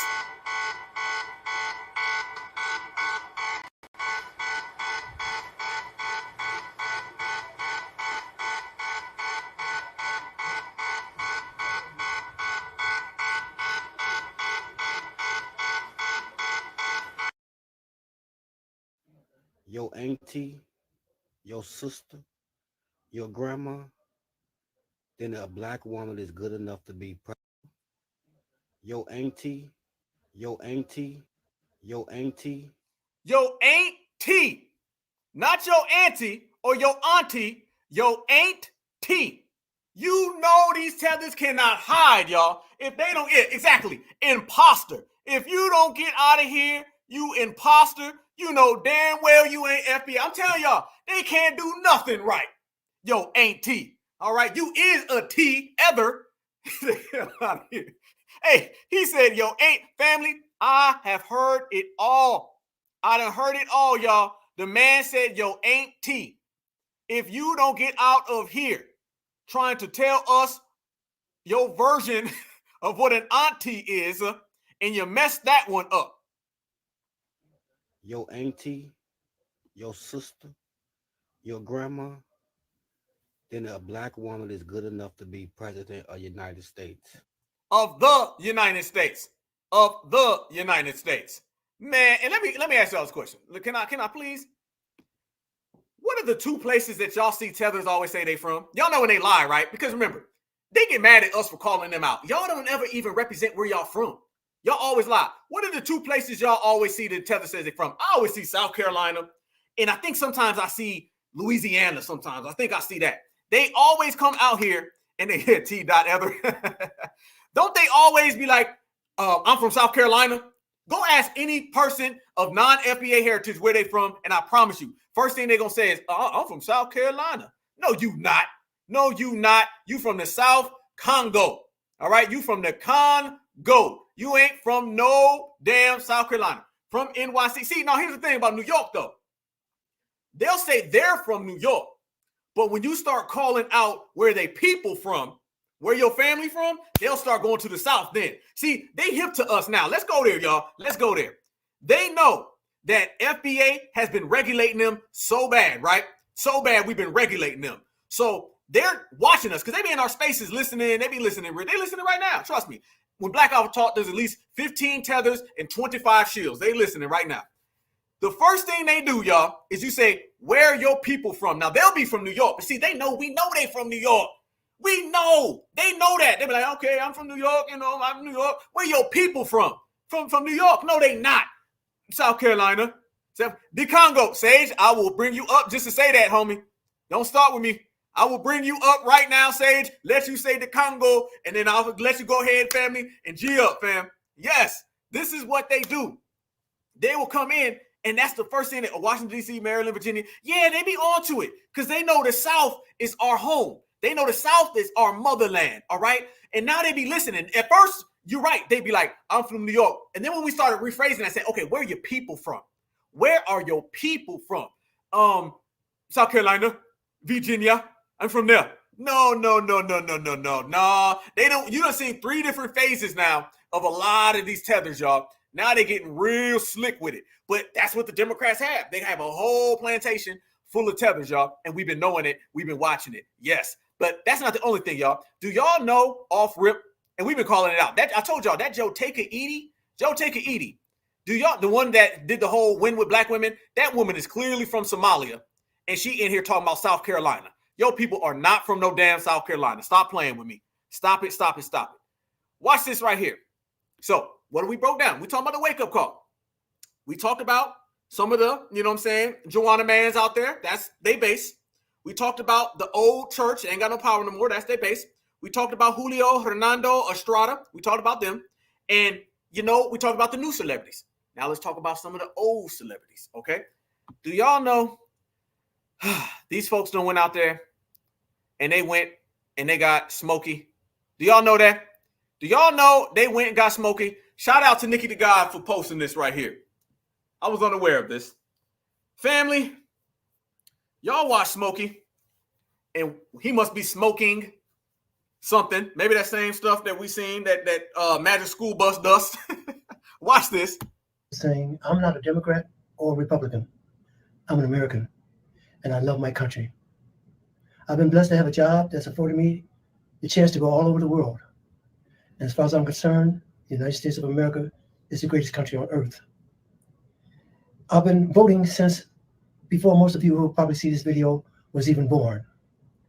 And it's my right as an American. It's my privilege. That's the beauty of being an American.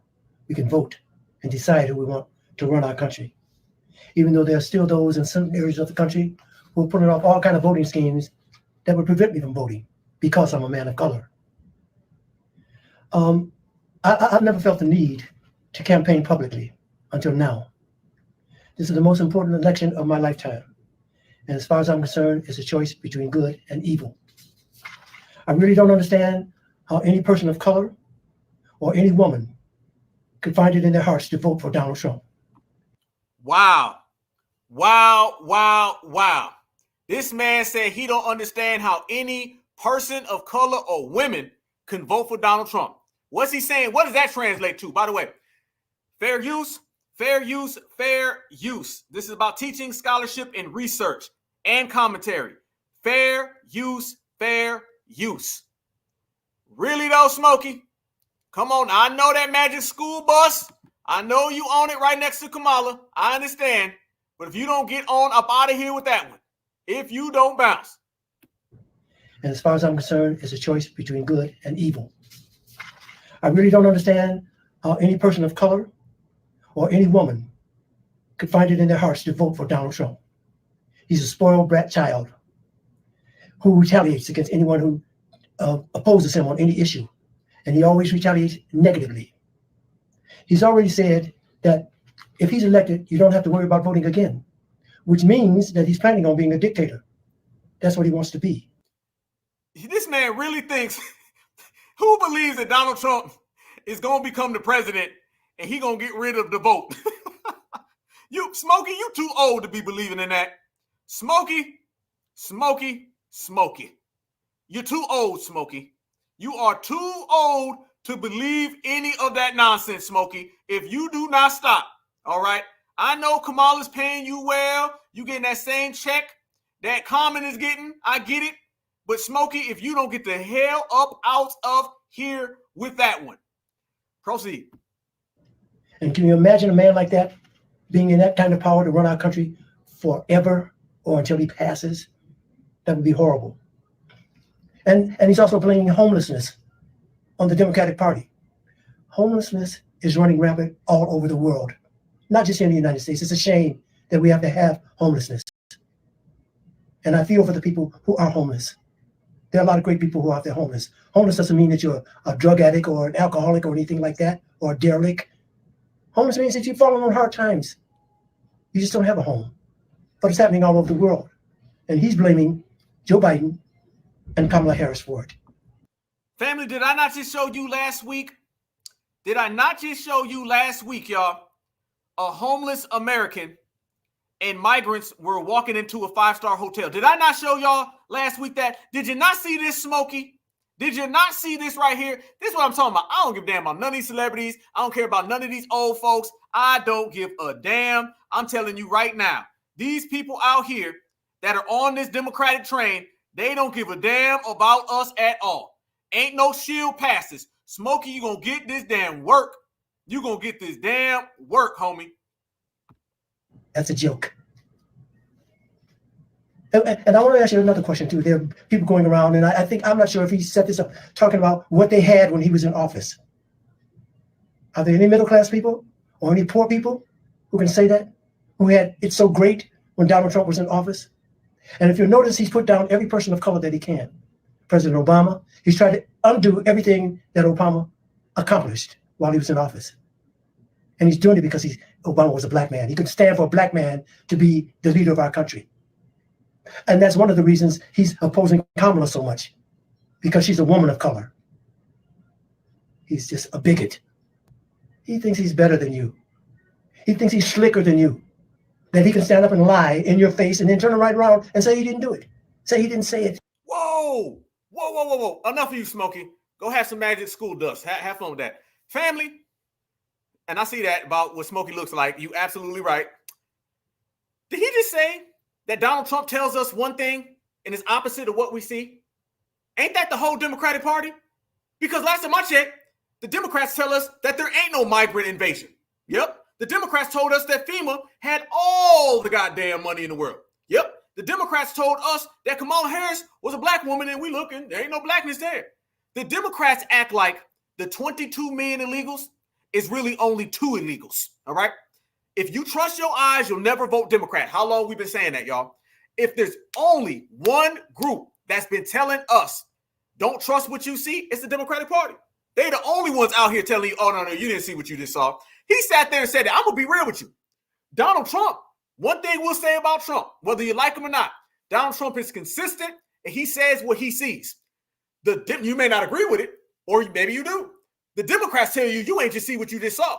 Don't even believe it. Family, the Democrats told us that there were not Venezuelan gangs taking over apartment buildings. The actual tenants of the building said there were. The Democrats tell us there's not a migrant invasion in America. The citizens of America, us included, say there is. That's 0 for 2, Democrats. 0 for 2. The Democrats told us that there weren't some things happening with pets out in Springfield, Ohio. Video after video after video, the citizens said there are. That's 0 for 3. The Democrats told us that we have a great economy and it's working so good. Inflation says that it's not.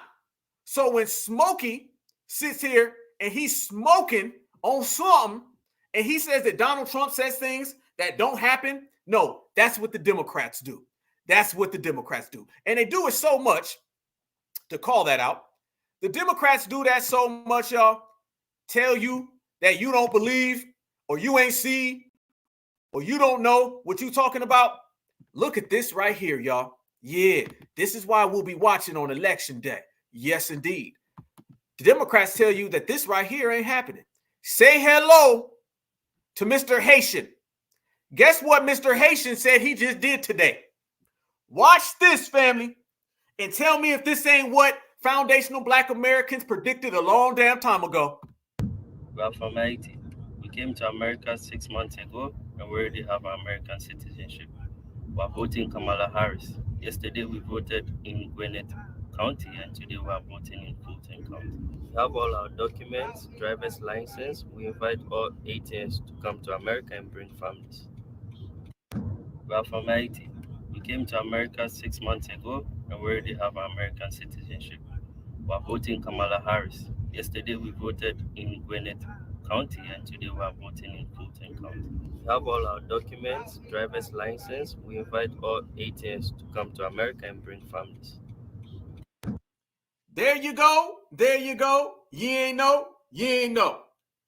I'm going to tell you right now, we're going to break that down. Oh, we're going to break that down. We're going to break that down. We're going to break that down, y'all. Watch this right here. Watch this for the whole family. Let's expose this right here.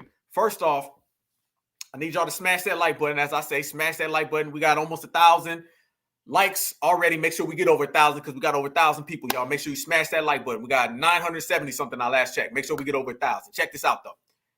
That guy is not an American citizen.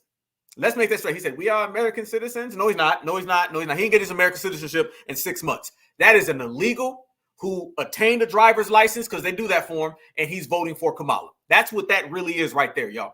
Let's make this clear. That was an illegal who got him a driver's license because they handed it to him, and that allowed them to go down and vote. Everybody who knows, all you really got to do go down there is have one piece of documentation, and a lot of these legals go to the front of the line in terms of documentation. So they'll slide, and some of them don't even do that. They will slide them a driver's license ASAP, quick, fast, in a hurry. They'll use that, and then they'll go vote.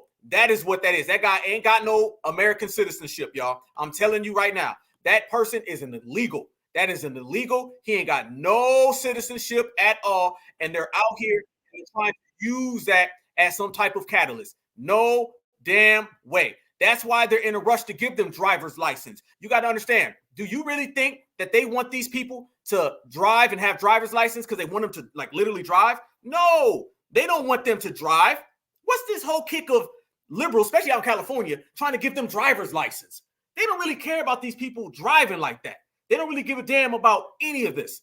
They want them to drive because now they got documentation. So when you go down to vote, they say, give me your driver's license. Oh, here you go. They don't even ask for your ID card. They want your driver's license, okay? People have actually went down to go vote, and they be like, oh, here's my voter ID, or here's my ID. They say, we don't even want that. Where's your driver's license? They want the voter to have a driver's license. Driver's license ain't so these people can hit the road. They don't give a damn about these people hitting the road. They want these people to hit the voter box. And notice that he voted for Kamala. And we played videos of these people from outside of America, and they out there saying, Kamala, Kamala, Kamala. Yeah, this is what it is. It's all so they can vote. They don't give a damn about these people driving. Hell no. No, no, no. Driving is the least thing they want. They want you to have driver's license, but they don't want you to drive. They want your driver's license to be a catalyst so you can go vote for the Democratic Party. AKA, that's what we call an innuendo, y'all. That's an innuendo. That's some backdoor, backhanded stuff so they can get you to go and vote for the Democratic Party. Simple as that. That's what it always is. That's what it'll always be, and we know it. So the fact that they want to pull those games and the fact that we've been calling out those games, this is why they're absolutely afraid. This is why we've been exposing them from the jump. So on top of all, absolutely desperate. Hold on, I can't even get that even up. Boom, there they go. You said it best. Absolutely, y'all. This is all the plan. This is all the trick. This is all the scheme. This is just to get them on the voter blocks so they can go vote. This is who they've been saying, family. FBA, we write all the time. This is why they're having a wake-up call right now. They're having a wake-up call because they understand that foundational Black Americans have exposed all of this, all right? And foundational Black Americans have seen. I was just on the space, okay? Me and my brother Sage, as I told everybody, if y'all not following me, make sure y'all follow me on Instagram and Twitter, Black Alpha, but we just did a live space, and all of these people were calling into the space. And do you know all these people from different backgrounds, a lot of W's, everything they were saying was almost like they were learning from us, all right? They were learning. We have been on the forefront of the immigration crisis. We've been the ones talking about they want a driver's license so they can vote. We've been the ones saying that. All of these people been watching, y'all, because they understand we lead all of the discourse in the United States of America. Yes, so the Democrats can't fool us. They can't play us. No. And by the way, Kamala Harris is coming back again to Atlanta. Y'all notice she go to Atlanta all the time? She keeps going to Atlanta. That guy's right there in Gwinnett County, which is right out. Yeah, it's Atlanta, slight weight, kind of suburban Atlanta. Anyway, you see that right there. This is why they keep going back to Atlanta. That's the way they want to put their ground game on of illegals. Let me show y'all this right here. One of the crazy things that ended up happening on top of all of that. So we see the immigration invasion. Remember, y'all, we were the ones circulating those migrants getting all of that damn money.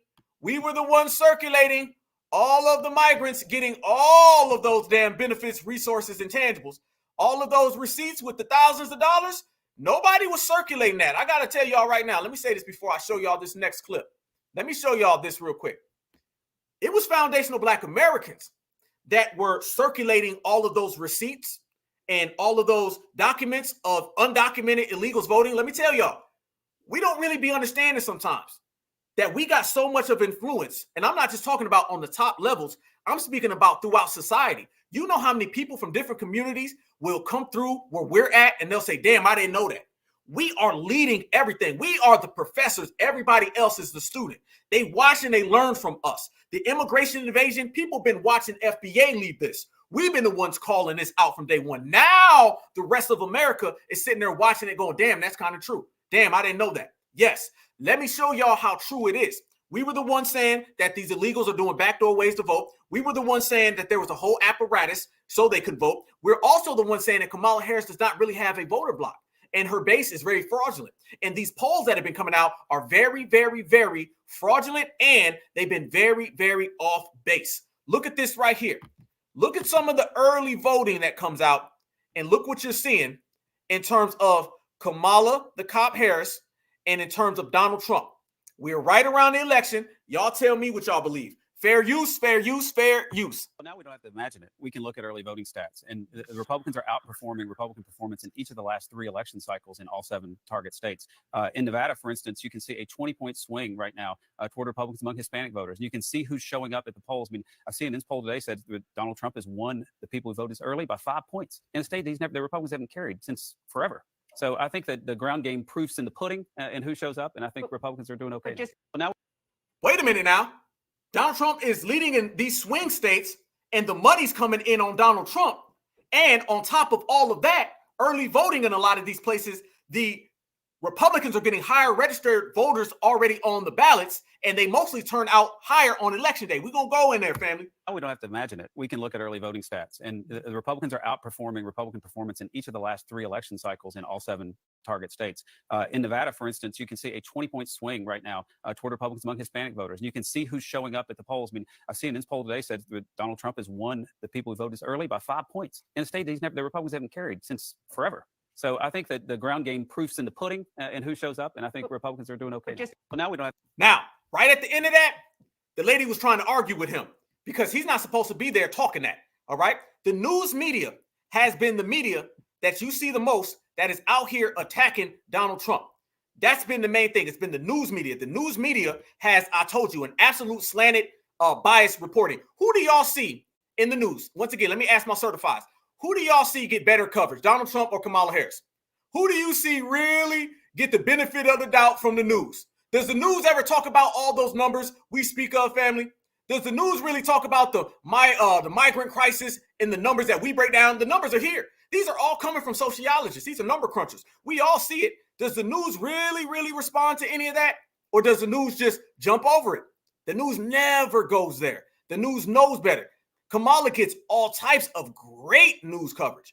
And it goes to show you again. Why? It's because this is what they want to do. This is how they're going to move forward in this election. They feel that if they can just simply take Kamala Harris and contrive support, then all will work out and it'll all be for the better.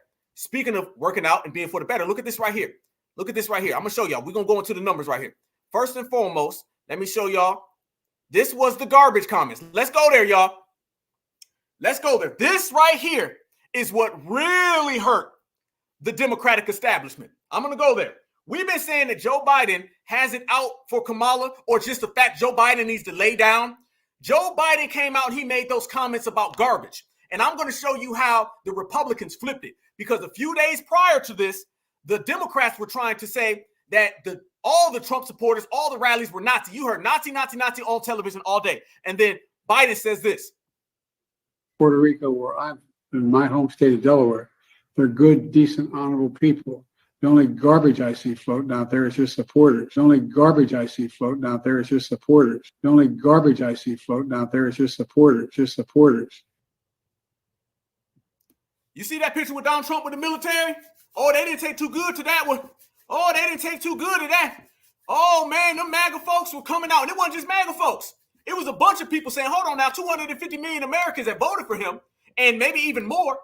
You gonna call them garbage? Imagine if Donald Trump said that about Kamala Harris. Yeah, imagine that, y'all. Would it be taking that lightly? Okay. Donald Trump, he did a G move. I'm gonna tell y'all. Donald Trump came out right after that, and Donald Trump did a real G move. Watch this right here, y'all. This is why the Democrats keep falling all over the place. This week, Kamala has been comparing her political opponents to the most evil mass murderers in history. And now, speaking on a call for her campaign last night, Joe Biden finally said what he and Kamala really think of our supporters. He called them garbage. And they mean it. Even though, without question, my supporters are far higher quality than Crooked Joe or Lying Kamala. My response to Joe and Kamala is very simple. You can't lead America if you don't love Americans. You just can't. And you can't be president if you hate the American people. And there's a lot of hatred there. Kamala Harris is not fit to be president of the United States. She doesn't have the intellect, the stamina, or that special quality that real leaders must have to lead. We know what that is. It's a special quality. Uh-huh. Yep. No. We're not done. We don't hide. We don't run. We out here. We on one, a party ain't a party if we don't come. And it's FBA Friday night, y'all. Next thing, the man, y'all seen this. This is all over the news. This was him rebuttaling what they did. The man shows up in a damn dump truck, and he puts on a garbage man vest, which is basically saying, I represent the proletarian. I represent the working class. This completely backfired on Kamala Harris. It was supposed to be all week long how racist Donald Trump was, and he don't like Puerto Ricans. They ran 24-hour news coverage about a joke from a comedian. But then Joe Biden comes out there and says this about all American people, and Joe Biden is the president, and Trump flipped it on him. Kamala and Joe call all of us, and them, even them, garbage. I call you the heart and soul of America. You are the heart and soul. You built our country. You built our country. You built it far more than they built it. I can tell you that. You built it. And by the way, I want to thank all of our incredible sanitation workers all across America.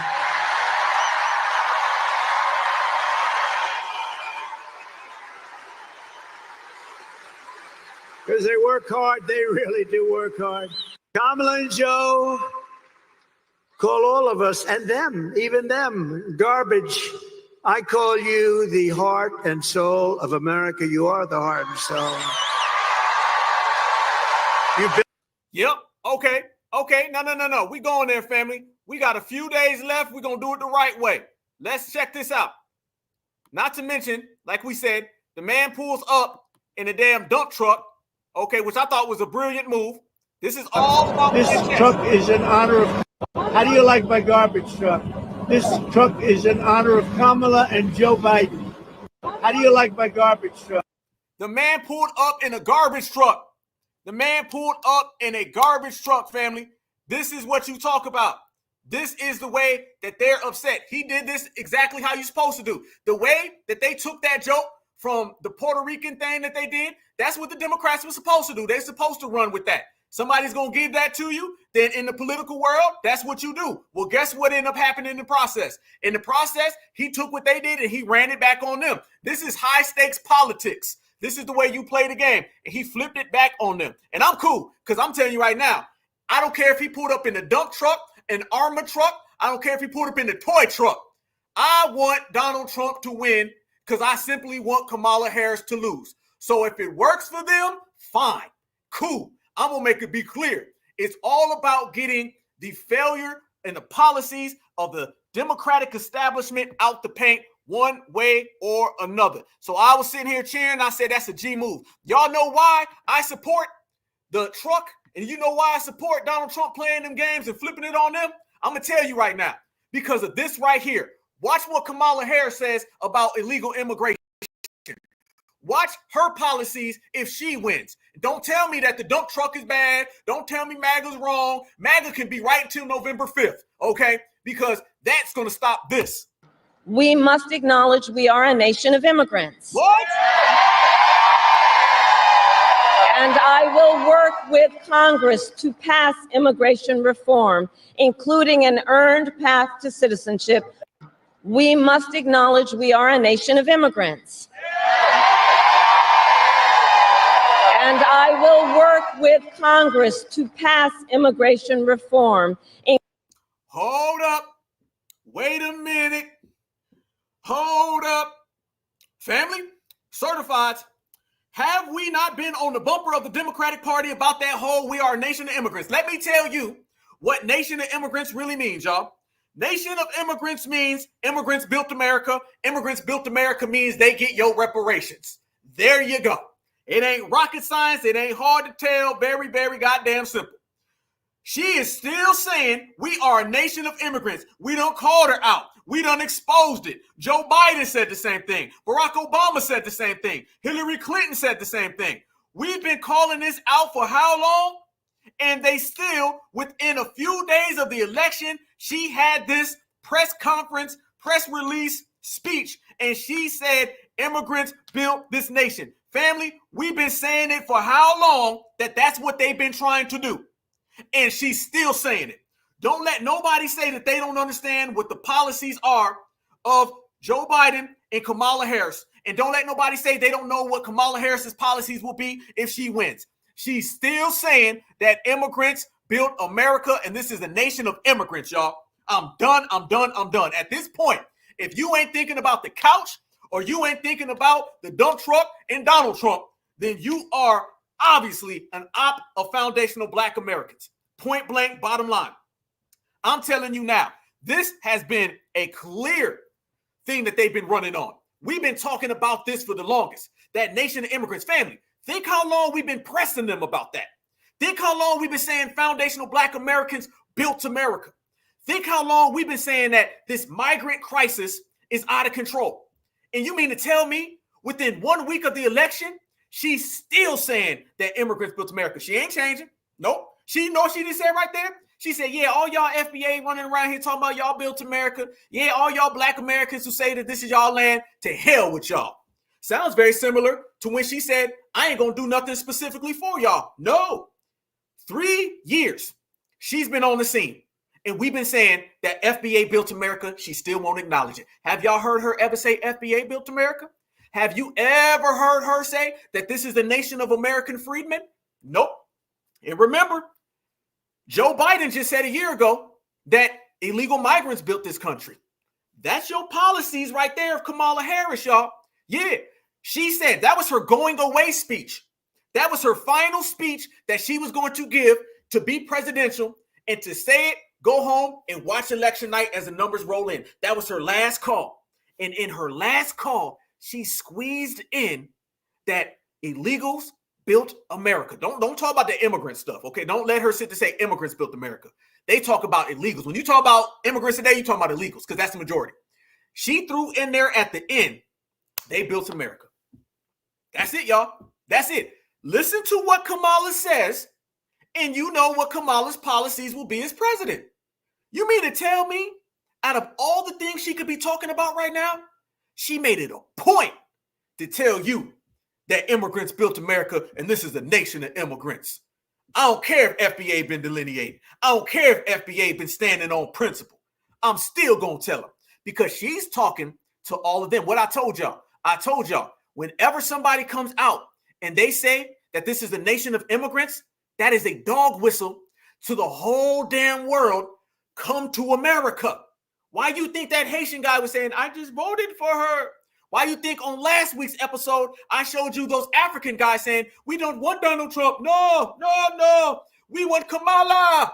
Why you think 5 months ago, I showed you everybody at the border and they were saying, Biden.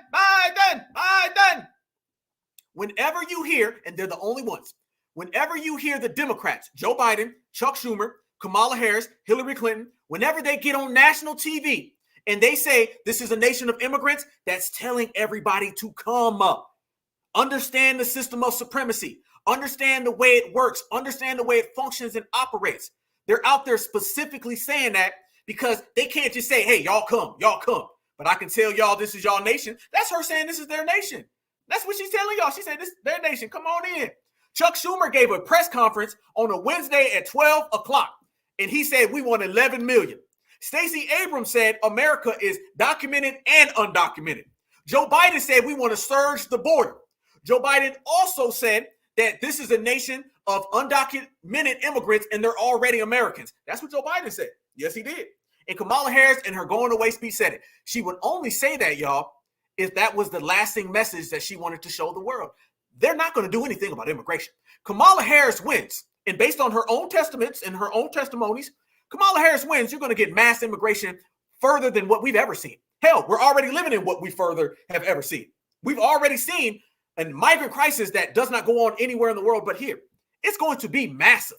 She's going to take what Joe Biden did and she's going to put it on steroids. All right. And you might get 2 terms of her. Yep. And then you might get Gavin Newsom at the end. That's 3 terms right there. So the fact that she threw that in there, that was very, very specific. And a lot of people wouldn't catch that. Y'all know Black Alpha. I do. They don't know me. I'm going to tell you that today. She absolutely positively threw that in there because she's speaking to the international immigration organizations, which we broke down, the IOM, Miles for Migrants, all of that. She's speaking to them saying, no, I'm going to play ball. Okay. She's speaking to all the immigrants saying, I'm still playing ball. Okay. They talking in your windows, you guys, in your windows. She's speaking like that so they understand, come on in, everything's good. The other guy will close the borders, I won't. A person running for president does not say this is a nation of immigrants 3 days before the weekend of the election unless she means it. Yes, indeed. This is why we've been on the time that we've been on and we're going to stay on it, pushing principle. We must acknowledge we are a nation of immigrants. Why must we acknowledge? Who she talking to when she said we must acknowledge? She telling FBA, y'all better stop that delineation. This they country. And I will work with Congress to pass immigration reform. And immigration reform, the Democrats put out immigration reform, you guys, I promise you, will always be these people coming into the country as much as they want to, and nobody can do or say anything about it. This is Kamala's America right goddamn here. Buenos días. ¿Cómo estás? ¿De dónde eres? Venezuela, ¿todo? Panamá, ok. ¿Y a dónde va? ¿Colombia? Perú. Okay. Ecuador. Okay. Yeah. Family, listen to all of those different nations that she named. Those are right there, family. 6 or 7 different nations. And they're all coming together. They're out here having a party line. They got a party line, y'all. They literally got multiple people. And all of them saying, we coming. We'll be there. No problem. Can't wait. You see what we talking about right there, y'all. You see what we saying. They are literally telling everybody that they coming. Family, that is a whole gang of family. That's not just one group of people. That's not one group of people, family. Those individuals are from all over. This is why they're coming to the United States of America. This is why they're coming in packs from all different places. And she is absolutely, positively okay with it. So okay with it. Hold on. Let me ¿A dónde va? ¿Qué ciudad quieres ir? New York? Ohio, New York. Okay. Buena suerte.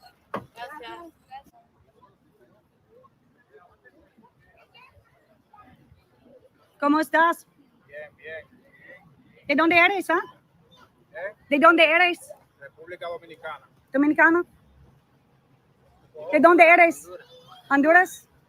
Those are 2 different countries, y'all. Don't see them as the same. Them are 2 different countries.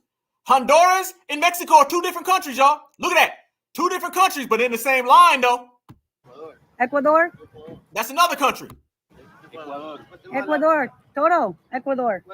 Guatemala. Okay. 4th country. Hola, ¿cómo estás, familias? ¿De dónde eres? Venezuela, Colombia. 5-6. Okay. ¿Y a dónde va? Enough is enough. And while that's happening right there, you guys, watch what else Kamala said. Yeah. I just played you her talking about this is a nation of immigrants, which means immigrants built America. And I'm telling you right now, that means we're going to give them reparations. Watch what she said about what we need to stop saying about them. Yep, watch this right here.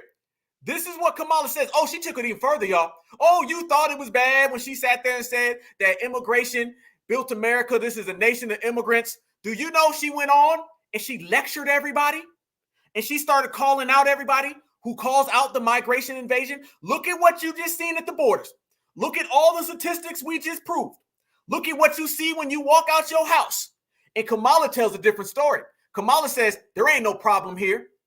Subject. Politicians have got to stop treating immigration as an issue to scare up votes in an election, and instead treat it as the serious challenge that it is that we must finally come together to solve. I will work with Democrats and Republicans to sign into law the border security bill that Donald Trump killed. When I was Attorney General of a border state, I saw the chaos and violence caused by transnational criminal organizations that I took on. And when I am president, we will quickly remove those who arrive here unlawfully, prosecute the cartels, and give Border Patrol the support they so desperately need. Why don't you do that now? How come you didn't do that now? Because you ain't ever going to do that. That's a bunch of word salad. And I'm telling you, she going to say all that, she going to get elected, and then she going to sign a bill that says, keep on coming. Politicians have got to stop treating immigration as an issue to scare up votes in an election. Enough, family. So everything that we just showed about illegal immigration, that's just to scare up votes? I'm telling you, they do not acknowledge the migrant crisis in the United States of America. The Democrats do not acknowledge it at all because they are responsible for it. Let's make it clear. The Democrats did not fail at immigration. The Democrats succeeded at immigration because that's been their agenda all along. Open borders. Everybody come to America and elevate these people above Americans. That's what it's always been. They did not fail at this. They've succeeded. They have pushed through the agendas in which they wanted, and they got it. 22 million illegals, which I'm hearing is closer to 32 million illegals in 3 years. That was the plan all along. Surging the border, that was the plan all along. These people going in 5-star hotels, high rises, luxury, that was the plan all along. These people getting $13,000 EBT cards, the plan all along. E-bikes, the plan all along. PlayStation, Xboxes, the plan all along. This is what they've been up to. And they told the American public, we're going to do that. And then they're doing it. And if Kamala Harris gets elected, they're going to take it even a step further. And they're going to make it to the point where you can't reverse it. A lot of people don't know. There's nowhere in America where anybody has this type of immigration crisis. Only in America. And if people want to take it a step further, let me show y'all. So we talk about the finesse, right? We said there's a finesse. Did y'all see that out in Pennsylvania, the key state of the whole election, all right? The key state in all of the election, Pennsylvania. Did y'all see that while they were on television, they ran a little thing and it said Kamala Harris wins against Donald Trump? Did y'all see that? How many people saw that? How many people seen that just this week, they literally ran a little ticker at the bottom of the screen and it already had the results of the election? Yep. And once again, because people are out here watching, it was recorded and documented. Don't we say that there's some funny style stuff going on? Don't we say that there's some real finesse out here in these streets, y'all? Yep. Well, that's exactly what ended up going on. And I got the photo. Check this out. Shout out to everybody who's seen it. Yep, ABC. And remember, ABC was the same network that when they had the debate with Kamala, it was Kamala and the two moderators against Donald Trump. And they did fact checking and they found out that they fact checked Donald Trump like 50 times and they never fact checked Kamala. I told you, the industry and the system loves Kamala because she gonna play ball. She gonna play ball. Oh, you want open borders? She gonna play ball. You want inflation that harms your average American and uplifts everybody else? She gonna play ball. You want to send billions of dollars to the Ukraine? She gonna play ball. You want to take money out of Americans' pockets? You want to go into a woman's purse? You want to go into a man's wallet and go hand it to Zelensky? She gonna play ball. The reason why Kamala gets all of this beneficial news coverage is because the same people who control the news are the same people who want to see her win. We'll be watching election night. Look at this right here. Here we go. Ain't nothing new under the sun. ABC accidentally aired election results of Harris winning Pennsylvania with 5%, by 5% with 100% in. If you see at the bottom, it says, President Harris 52, Trump 47, with reporting 100% in. How the hell you got the election results a week before the election? And you mean to tell me there ain't no funny games being played? Yeah, buddy. This is what we talking about right here, y'all. Yes, indeed. Yes, indeed. Yes, indeed.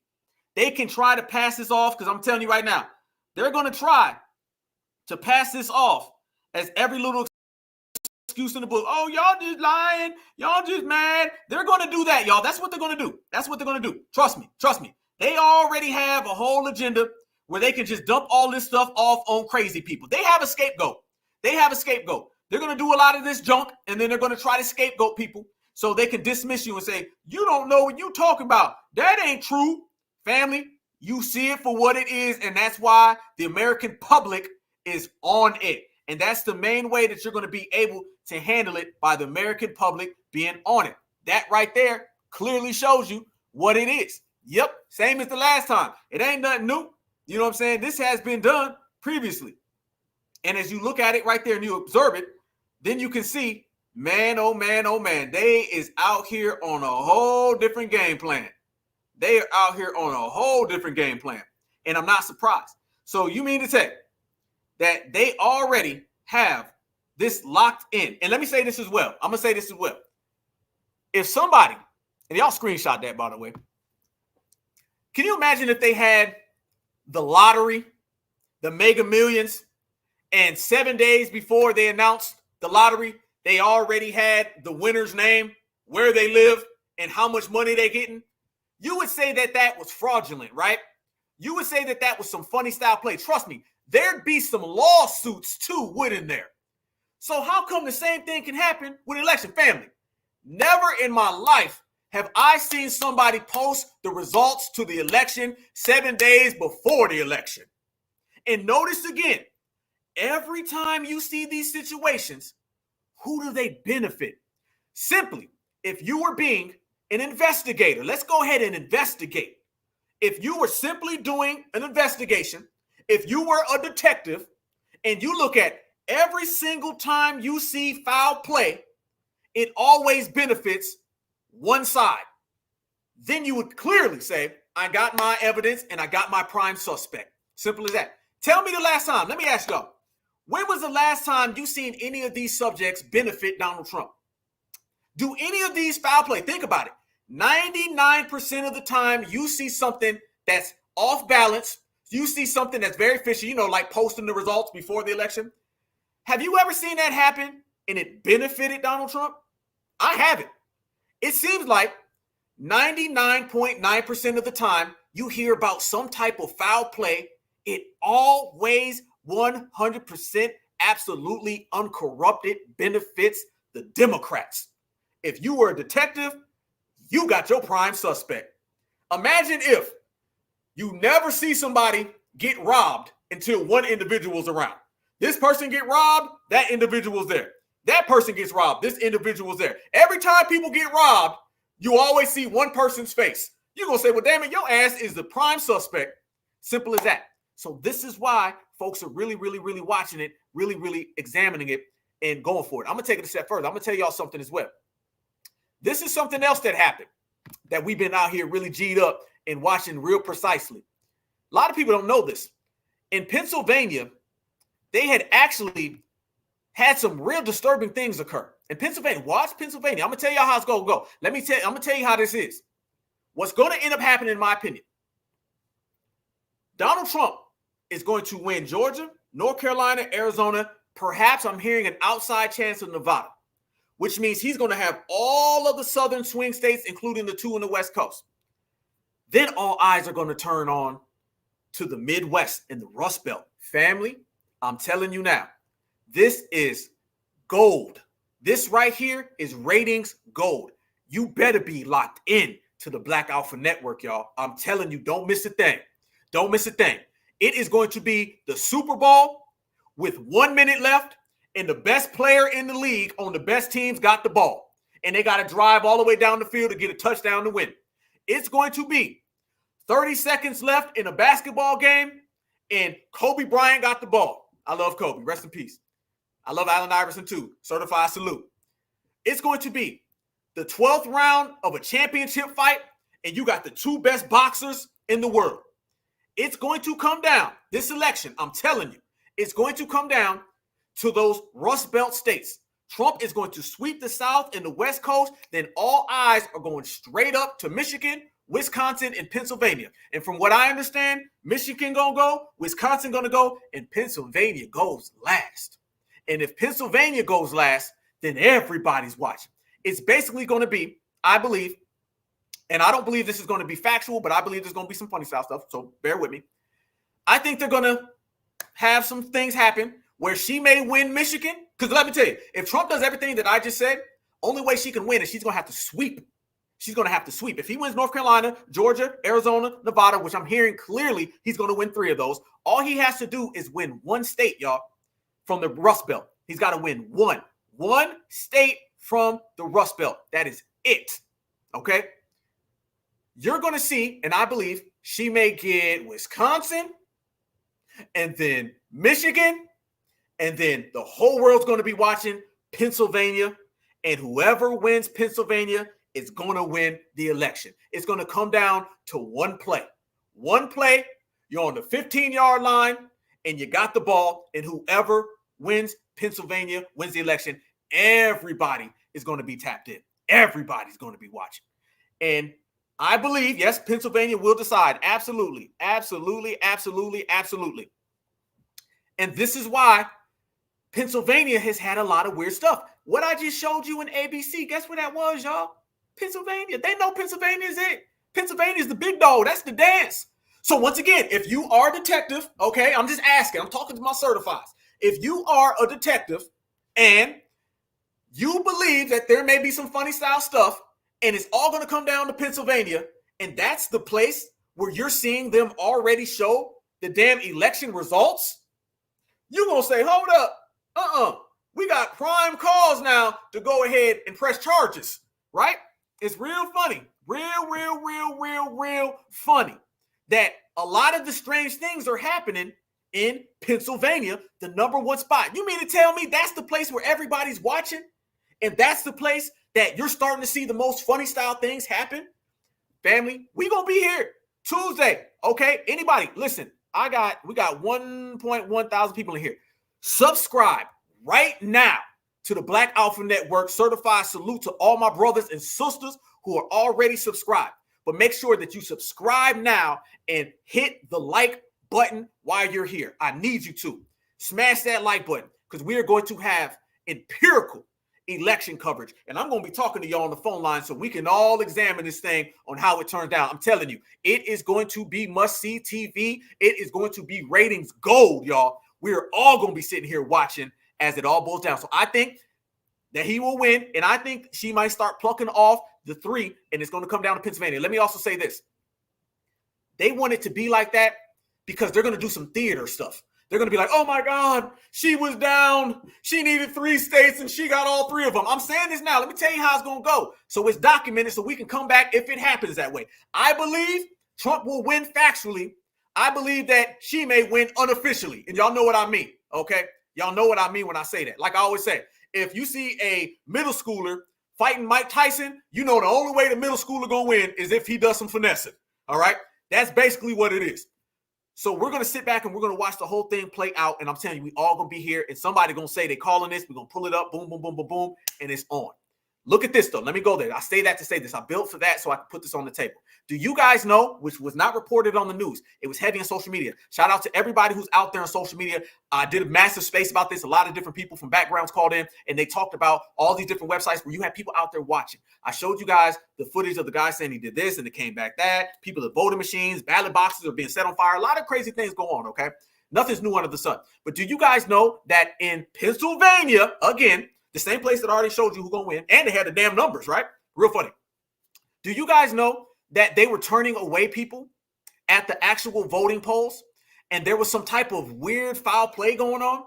So what happened is that the Republicans and Donald Trump, they immediately sued that place, and a judge confirmed it, and the judge said, no, you have to keep open the polls until 5 o'clock.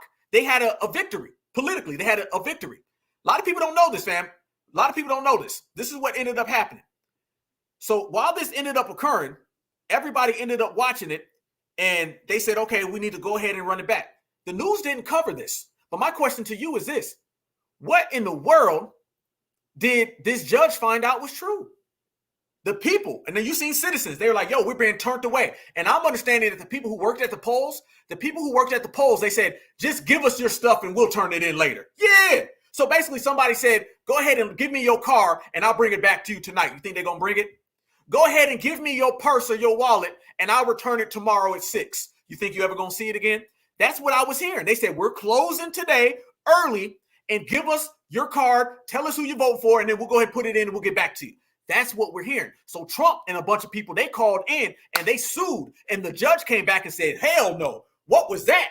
The judge said, no, we confirm what the people are saying. And we give the victory to Donald Trump and the Republicans. And they had to keep the polls open. Family, that was some real fraudulent stuff. Real fraudulent stuff. Now look at this right here. I'm going to tell you right now. And I asked you this question. Did you hear this on the news? Or were they still talking about that damn joke that the comedian made? Watch this right here. Shout out to my brother Beatzilla. He had posted this right here. Check this out. Look at this, y'all. Look at this. They didn't really want to talk about this now. Black Alpha exclusive. Y'all gonna get this right here on the Black Alpha Network, man. Much love to the new black media, man. Y'all know how we do. And you know that I stand out, fam. Check this out. Here we go. Here we go. This is a Black Alpha exclusive. Before we go there. Fair use, fair use, fair use. This is about teaching, scholarship, research, and commentary. Fair use. This is what we were alleged to what happened. We have breaking news from the Trump campaign involving a lawsuit against Bucks County, Pennsylvania. Let's go back to NBC's Dasha Burns. Dasha, what do we know about this? All right, so we just received an email from the Trump-Vance campaign saying that they have filed a lawsuit over voter suppression in Pennsylvania. The press release states that this is a direct violation of Pennsylvania's right to cast their ballot. All voters have a right to stay in line, claiming that Bucks County, Pennsylvania has been turning away voters. Now, we're looking into all of these claims, Jose, but as I said to you earlier, Pennsylvania has been a specific focus for the Trump campaign when it comes to these claims of voter suppression. The former president posting earlier claiming that there's fraud going on, widespread fraud in Pennsylvania, which we have not seen evidence of. And Bucks County in particular, Jose, is a pretty critical county. It's one of the collar counties around Philadelphia, the suburban counties where both the Trump campaign and the Harris campaign really need to run up their numbers. It could be those counties surrounding Philadelphia that could be the tipping point in this election. So the fact that they are focused in on Bucks in particular is significant, Jose. So basically every single thing that I just said, basically Becky just said every single thing that Black Alpha said. She said exactly what I said to the T, y'all. Did y'all see that right there? Did you see that right there? Did she not say every single thing that I just said? And notice, y'all, what's the main thing she just did? She said, there has been fraud, but we haven't found none. Becky, you're reporting on fraud. What are you talking about? You're reporting fraud and telling us there ain't been no fraud. Excuse me? Excuse me? Excuse me. Watch what she says. Remember, this is the same media, MSNBC, that is in the Democrats' pockets. Watch what she says. If it plays, hold on. Let me run that back. There they go. There they go. There they go. There they go. Hold on, y'all. We're going to get that back up. Here we go.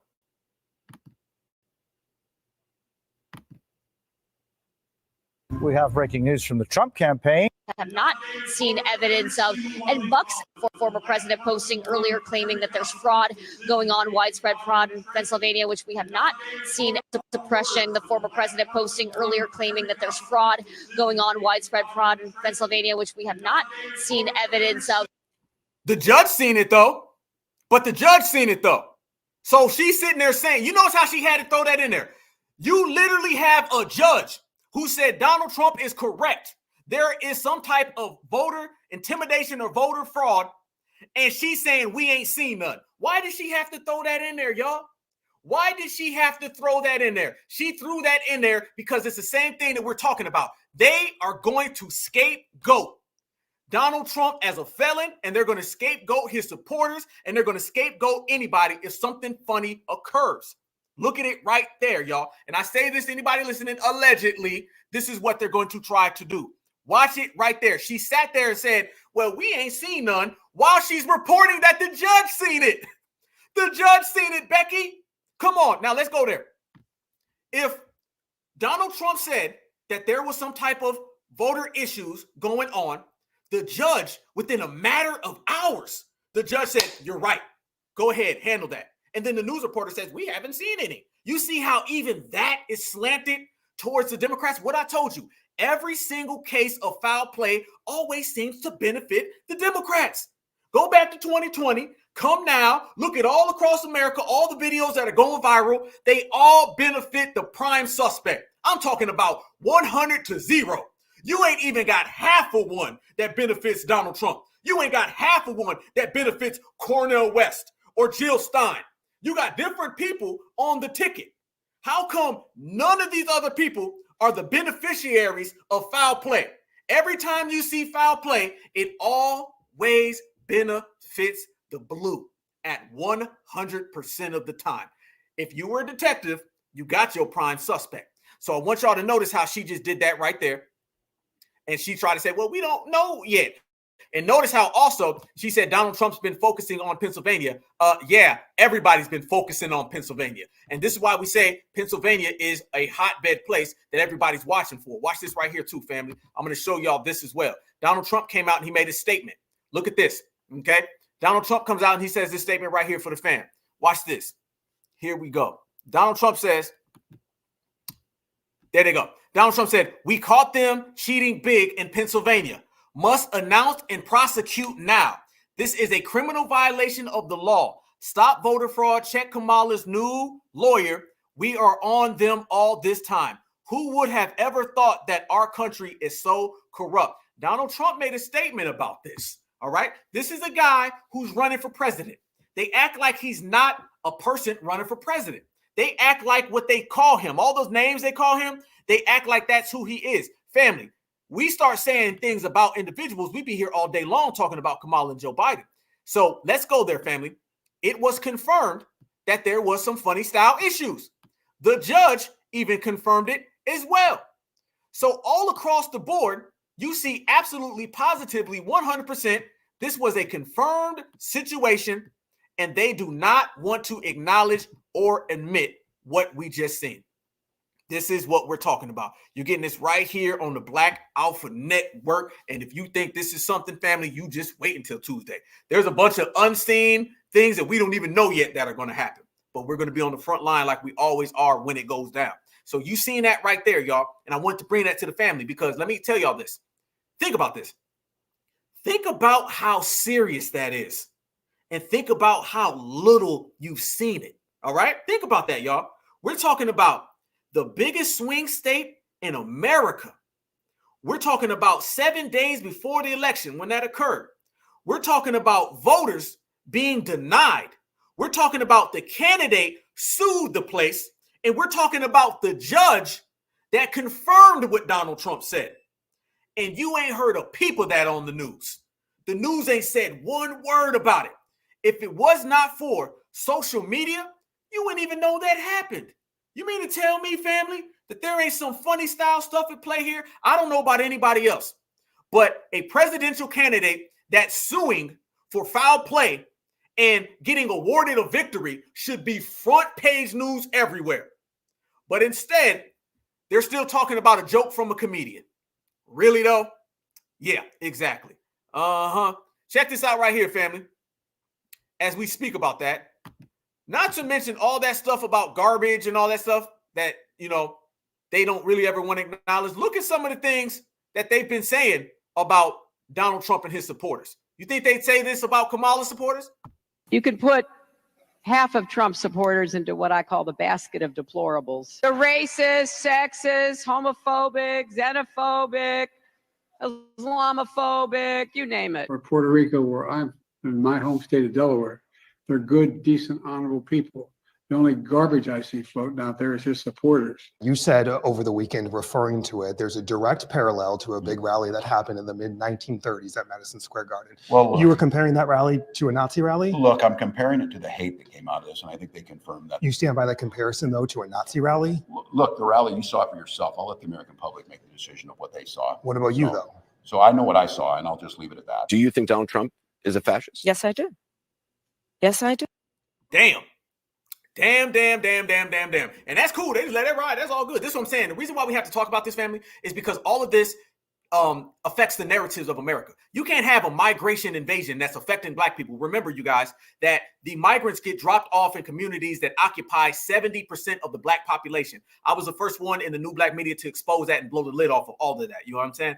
These people drop these folks off to where we live. All right. So when this is occurring and they're sitting there talking about Donald Trump and they're spinning the news, this is why the average American thinks that the migrant crisis is kind of this. If the average American had full access to my brother Tariq Nasheed, me, myself, other brothers and sisters, and they actually seen and heard with real numbers what the migration situation is, there wouldn't be one because folks would get the job done. They'd be over it. This is what you're talking about in terms of this. And let me show y'all this as well. This is something else, family, that absolutely positively came across me. Let me tell you this. I can't wait. I've been wanting to show y'all this for quite some time. I just seen this. Let me say this first. I got to basically give you this misnomer. I got to get this misnomer out the paint, y'all. Anybody trying to tell you that one plantation is better than the other plantation is somebody who is a slave on the plantation. All right. We don't play games about red is better than blue or blue is better than red. We're businessmen and women, and we have a business deal, which means if we can use this against this to get this, we going for it. You got to learn how to play chess. Sometimes you got to do certain things to do it. I've been talking about right here on the Black Alpha Network. We have to be strategic. Sometimes you may have to deal with this person because their policies may benefit you more than that individual. Meaning, Donald Trump was to close borders. That's cool for me. Not saying you got to vote for Trump. You may want to vote for the couch. But however, if you are in a situation where you say, I'm going to go ahead and support closed borders, cool. I ain't got no problem with that. Because I want y'all to notice this. The Republicans do what they do. But y'all notice that the Democrats always come to us. And what do the Democrats say, family? The Democrats always tell us basically, that side is racist. Our side is good. They don't know that we know that you're dealing with the system of supremacy. What they always try to tell us, family, the Democrats, is basically we got all the good W's and Trump is all the bad W's. We reject that notion. Anybody who comes to you and tells you that the Democratic Party represents all the non-racist and the Republicans represent all the real racists is somebody who is absolutely an op of the community, okay? Hands down. And that's what they're always trying to tell us, y'all. That's the fake thing that you see in America, right? Is that the Democrats are all the good ones and the Republicans is all the bad ones. That's really what they've been trying to tell us for the longest. Let me show y'all. And by the way, no matter how much they say, y'all out there dealing with Donald Trump, family, let's go there. Joe Biden has had the most racist policies of any American president in modern history. And they told us he was the good one and Donald Trump was the bad one. What policy did Donald Trump ever do that was racist towards Black Americans? What policy? What policy did Donald Trump ever have that was racist towards Black Americans? Did Black Americans get put back in chains during Donald Trump's presidency? Did Black Americans have to go back through Jim Crow during Donald Trump's presidency? Family, it's 2024. Donald Trump was the president in 2020. We still here. We still good to go. We straight up. We fine up in here. Did we make it through Donald Trump, y'all? Did we succeed through Donald Trump? Are Black Americans still functioning? Are we alive and well? Because they told us we weren't going to make it through Donald Trump. They told us it was going to be slavery again. They told us it was Jim Crow 2.0. And now they're telling us it's Jim Crow 3.0 and 4.0. Did we make it through the Donald Trump presidency. Hell yeah, we did. And you can say that we actually lived better and succeeded more under Donald Trump. Does that mean you got to have a love affair? Hell no. But is that reality? Yep. Because there weren't 22 million in 3-year illegals coming here to the United States of America. They do not act like Donald Trump has ever been the president before. They act like Donald Trump doesn't exist. They want you to forget that Donald Trump was president. That's why they speak about him as if he was never president before. That's why they speak about him, and they never want you to recall how you were living under him was way better than how you're living under them. That's why. They only bring up Donald Trump's presidency when they're blaming him for things that they did. Any other time, they want to delete Donald Trump's presidency. They want to erase it from the hard drive. Because the more you think about Donald Trump actually being president before, the more you can draw the comparison. This election comes down to this. When Trump was president versus when they are president. And I go for Kamala too. Because remember, Kamala Harris is the border czar, and Kamala Harris is running for president today. All right? And she agreed with everything Biden said. She said that out of her own mouth. So when you look at it, fam, that's what they want to do. Look at the economy. All right? Look at inflation right now. Look at the FEMA situation. This is all under them. They don't want to acknowledge that. So what we've been saying in the black media and a lot of brothers and sisters in the grassroots, we've been saying we remember, okay? And the fact that you run around here and you talk about, man, Donald Trump gonna get it now so bad. No. We're not going for that, y'all. Never. Look at this right here. Since they want to play all of the liberals are the good ones, okay, let me show y'all how a lot of those liberals who want you to vote blue no matter who, listen to how they talk about black people, y'all. Listen to this. I want y'all to listen. Yeah, these are the ones that they tell all of my sisters in here are your sisters. These are the ones that they tell all the brothers, these is your brothers and sisters. Yeah, watch this. Fair use, fair use, fair use. This is about teaching, scholarship, and research. Fair use. Watch this right here, y'all. This is how they feel about you. Listen to the disrespect and how they really view black people. That's harder for black people to go online. Well, I feel like they don't have the knowledge of how it works. A lot of people have smartphones, but you might not have data. For most of the communities, they don't really know what is out there just because they're not aware or they're not informed. I also think there's a repression of black voting with how if you're a convicted felon, you're not allowed to vote and everything. And when you look at swing states like Florida, that's a huge population of the African American. I think that's harder for black. Whoa. Listen again. I'm gonna play it again. First question. How do you feel about black folks? And she says, we're not intelligent enough to understand. These are liberals. These are Democrat liberals. These are not MAGA supporters, y'all. These are not Donald Trump supporters. These aren't the 250 million people who voted for Donald Trump. These are the people who are voting for Joe Biden. Watch. I think that's harder for black people to go online. Well, I feel like they don't have the knowledge of how it works. Well, I feel like they don't have the knowledge of how it works. A lot of people have smartphones, but you might not have data. For most of the community. We don't have the knowledge of how it works. We have smartphones with no data. Go ahead, Becky. Communities, they don't really know what is out there just because they're not aware or data. For most of the communities, they don't really know what is out there just because they're not aware or they're not. And we don't know what's out there because we're not aware. Go ahead and keep telling us. Go ahead, Trump. Go ahead, the anti-Trumpers. Go ahead. These are the anti-Trumpers, y'all, and the pro-Bideners. Not informed. I also think there's a repression of black voting with how if you're a convicted felon, you're not allowed to vote and everything. Wait a minute. No. Hold up. Wait a goddamn minute. Did y'all hear that one right there? Did y'all hear that right there? Okay. Raise your hand if you're a black person in this room who is a convicted felon. I don't see none. Now raise your hand if you're a black American who has never been to jail. There you go. All right. And 9 times out of 10, if you have been a convicted felon as a black person, you're probably on trumped up charges anyway. But let me see 100s in the chat if you aren't a convicted felon, y'all. Let me see 100s in the chat if you are non-convicted felon. Because according to this liberal woman right here, she just sat there and told us that our problem is a lot of us, we all convicted. So, black folks don't really get it and they don't understand is because they are convicted felons anyway. And they smokes on the ganjas. So since they smoke the ganja and they don't understand and their phones don't have data and they don't really know how the system works, then, we got to work with them. Ain't they talking to you like a pet or something? Ain't they talking to you like they paid you? I see a lot of 100s with some hands up, y'all. Okay, we ain't all been to jail, Becky. We're not all convicted felons, Becky. All right? All right, remember Kamala Harris' black man agenda? It has something to do with marijuana. So we all smokes on the ganja and we all convicted felons. All right, that's really what it is. Get out of here. This is what they feel about us. We are the only people where our agendas are tied in to going to jail. We're the only people where our agendas are tied into smoking weed.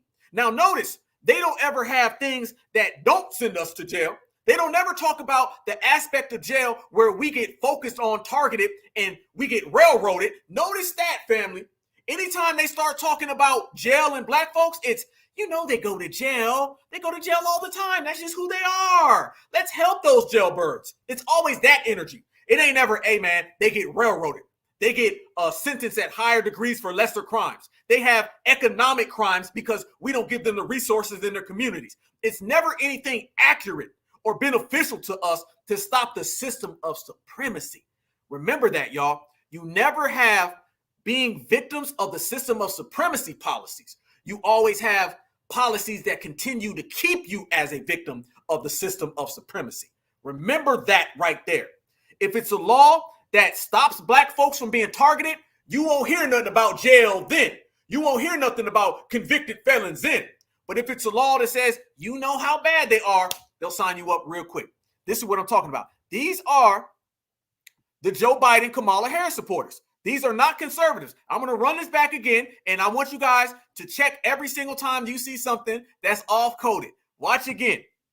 I think that's harder for black people to go online. Well, I feel like they don't have the knowledge of how it works. A lot of people have smartphones, but you might not have data. For most of the communities, they don't really know what is out there just because they're not aware or like they're not informed. I also think there's a repression of like black voting with how if you're a convicted felon, like you're not allowed to vote and everything. And when you look at swing states like Florida, that's a huge population of the like African American. I think that's harder for black people to go online. Well, I feel like I'll be damned. I'll be damned. I'm just saying though. I'm just breaking it down, keeping it real, keeping it thorough. Y'all seen that right there, y'all. Y'all seen that right there. Those are the people that Kamala Harris says is your sisters. Those are the people that Kamala Harris says is the good ones. Those are the people that want you to go vote for them so they can support policies that are anti-you. This notion that the Democrats and the liberals are all the saviors and good folks and all the Republicans are the bad folks, that's done. You can take that with the black church and that can go with the African American, because that's been one of the main key components that have been holding black folks back. The fact that they've been thinking one side is the good side, the other is the bad side.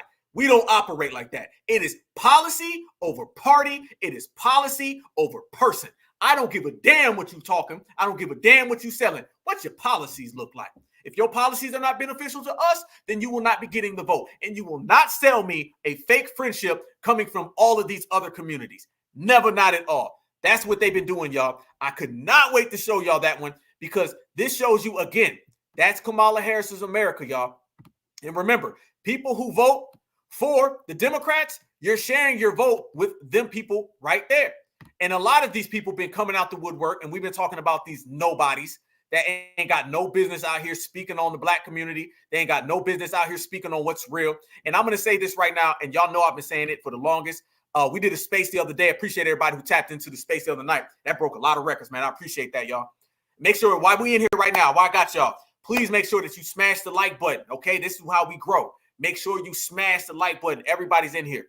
We deep right here, family, on a Friday night. FBA Friday, every day, all day. Make sure you smash the like button right now. Hit it up and subscribe to the Black Alpha Network. But check this out.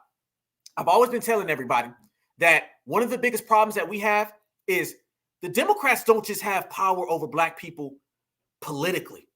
The Democrats have way too much power over the average everyday dealings of black Americans. The past, I'm talking about the off-coded Africans Americans. I'm naming names, y'all. I'm naming names. The off-coded African Americans. I'm talking about all the people of colors, the blacks and browns, the minorities. I'm talking about the bishop. I'm talking about the pastor. I'm talking about the fish fry, the politicians. I'm talking about all of them. They have granted the Democrat Party power over us that goes way beyond politics. It's way beyond politics. No political party has a lineage of people in a headlock the way the Democrats have had with us. Family, It's not just politics. They got control over black folks spiritually. All right, let's get it right. Because when you think of the Democrats, you think politics. Oh, we vote for them politically. Family, politics stops and they still got control over black folks socially. The Democrats act like they're the arbitrators of blackness. The Democrats tell us what's black. The Democrats tell us who we need to vote for, who we need to pray for, what we need to eat, what we need to think. That ain't got nothing to do with politics. They got a control over black Americans that goes way beyond politics. They have this sick, and I mean it, this sick control over our community, and they take what black folks have given them politically, and now they control us spiritually and socially. So when we talk about the plantation, I'm not just talking about election day.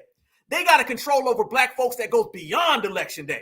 They got control over black folks that goes all the way through every single moment of the black American experience. This is why they feel they can talk to us the way they do. This is why they feel they can disrespect us and call us names and insult us. They wouldn't do that if they just viewed you as political property.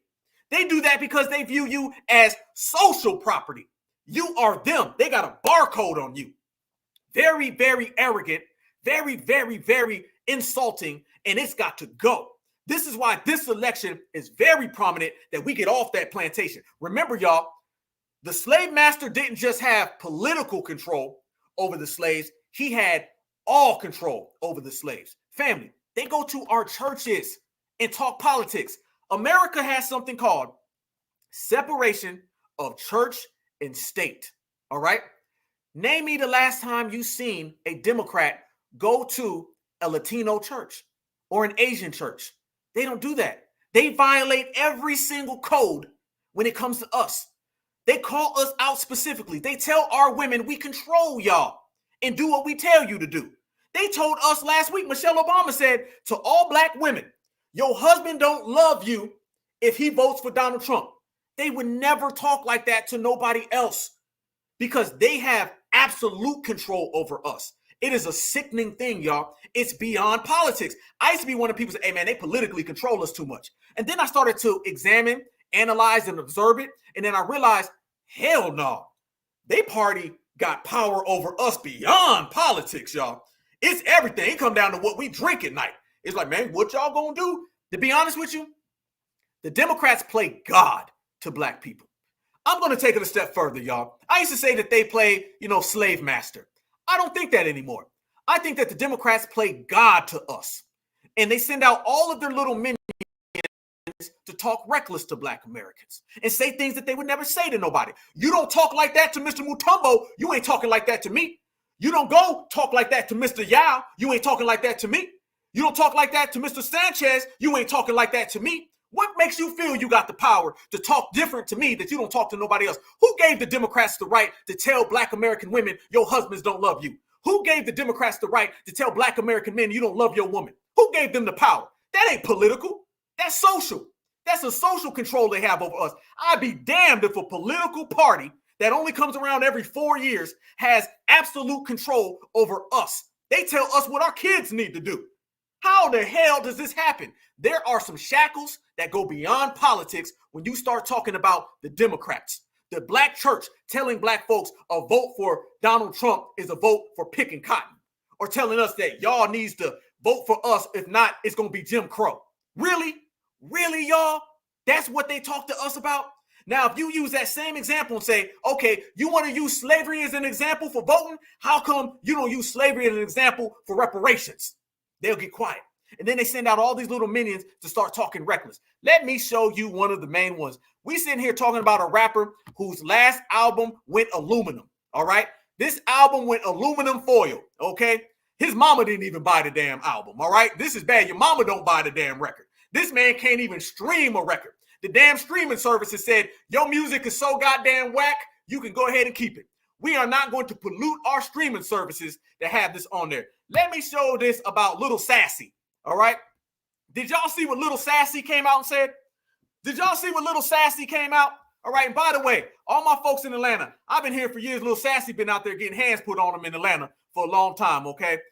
He been getting knucked when he got buck, all right? Let me show y'all what Little Sassy said.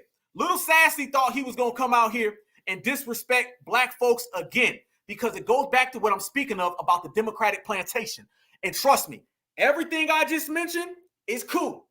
But this is a different generation, and they getting their damn wake-up call, whether they like it or not. You ain't got to like it. You ain't got to love it, but you better respect it because you damn sure can't check it. Listen, all y'all black guys, y'all black women, all y'all people all y'all preachers, there's so many preachers. It's like, yo, when y'all vote for Trump, and if that man win, I remember every last single person that I have come in contact with that said they vote for Trump. And if it ain't right, cuz, I'm gonna remember you. And you're not gonna be black to me no more at all. You're not gonna be black to me. Don't try to shake my hand. I'm not gonna shake your hand. I'm gonna pray for you. That's what I'm gonna do. I'm gonna pray for you. And if something was to ever happen to your kids one day and the police do it and they get immunity, I'm not coming to march for you. I'm gonna pray for you and your family because you're the reason why it happened. That's crazy how that shit could really like tip you over in your life for voting for somebody. So everybody go out there and vote for your person. That's all I'm saying. But you vote for the wrong person. I remember. Man, don't nobody give a damn what you talking about, homeboy. Man, please. Man, if you don't get that, this man said, you ain't gonna be black. You see the culture again. Joe Biden told us that we ain't black. Remember that now. Joe Biden told us that we not black. Little Scrappy said we not black. Once again, we're the only people who get told we are not ourselves if we don't vote for them. Listen, y'all. He said, you ain't black, family. Black American, okay? I'm not this if I don't vote for Kamala, is what they tell us, all right? This is what they say. And does that apply to your mama too? So if your mama don't vote for Kamala or the grandma we heard about earlier, is grandma not black too? Who made y'all the arbitrators of blackness? And I'm sorry, you're going to have to get somebody better. And I'm glad you said that, sister. I see you right there. Stevie J beat up Scrappy. Let's go there. They edited family. Sister, you may know what I'm talking about. You may know what I'm talking about. I remember that Love and Hip Hop episode. Yes, I do. Scrappy got beat up by Stevie J, and they edited the footage. I'm not going to get onto it because that's a ratchet, ignorant show. I don't really watch that, but I'm going to tell you right now. They edited the footage because my word, I heard in real sources that Stevie J was getting the best of him. And if y'all notice, they cut the scene. Stevie J's on top of him. Then they show Stevie J all wobbly because Stevie J fell when they were jumping on him and hit his head. It wasn't because of Scrappy. Everybody said that Stevie J put his hands on Scrappy. Scrappy, you got beat up by a guy who got baby oil on a Diddy tape. Okay? You got whooped by a Diddy taper. A Diddy taper whooped up Little Sassy. All right? Little Sassy got whooped up by a Diddy taper. Yes, P. Diddy, homeboy, his boy buddy, Stevie J. Yes, y'all, Miriam, I see you, Miriam. Shout out, lot for real. And they was editing that footage, y'all. And people were saying it back then. I actually just seen something the other night, and they were talking about the same thing. Yeah. And absolutely. I know he ain't talking about him and his mama D. Boy, Sassy, if you don't go and get up out of here, you best to get the dip in there, Sassy. Yeah. Baby oil Stevie J whooped on him. If you ever see the footage, y'all, literally, because I remember watching it, I was like, that look edited as hell. That look edited. He come out talking reckless, and he started the fight. How you start a fight with somebody who uses baby oil at a Diddy party and you still lose? I mean, that's sad as hell. I'm glad you said that. Certified salute to you, sister, because I was thinking the same thing. Because folks was like, man, I heard Little Scrappy won. No. Go look at it. He starts barking. The camera starts ruffling. Next thing you know, Stevie J's on top of him. Pause. Stevie J, who been on top of people, was on top of Scrappy. Damn. And it was a whole different situation. I'm just saying, though, that shows you exactly what ended up happening. They spun it around. And then what they did, they cut the footage where Stevie J is getting pulled off of him. Because I never seen you won the fight, but they was pulling him. One thing we know, even with the editing, y'all, we know for a fact that they was pulling Stevie J off of him. They fell into the bushes. How the hell you win the fight, but they taking him off of you? I never seen that. And I know you wouldn't do no MMA. Hell to the no. Hell to the no. So, however, as we proceed, Little Sappy was getting whooped up on by Butter.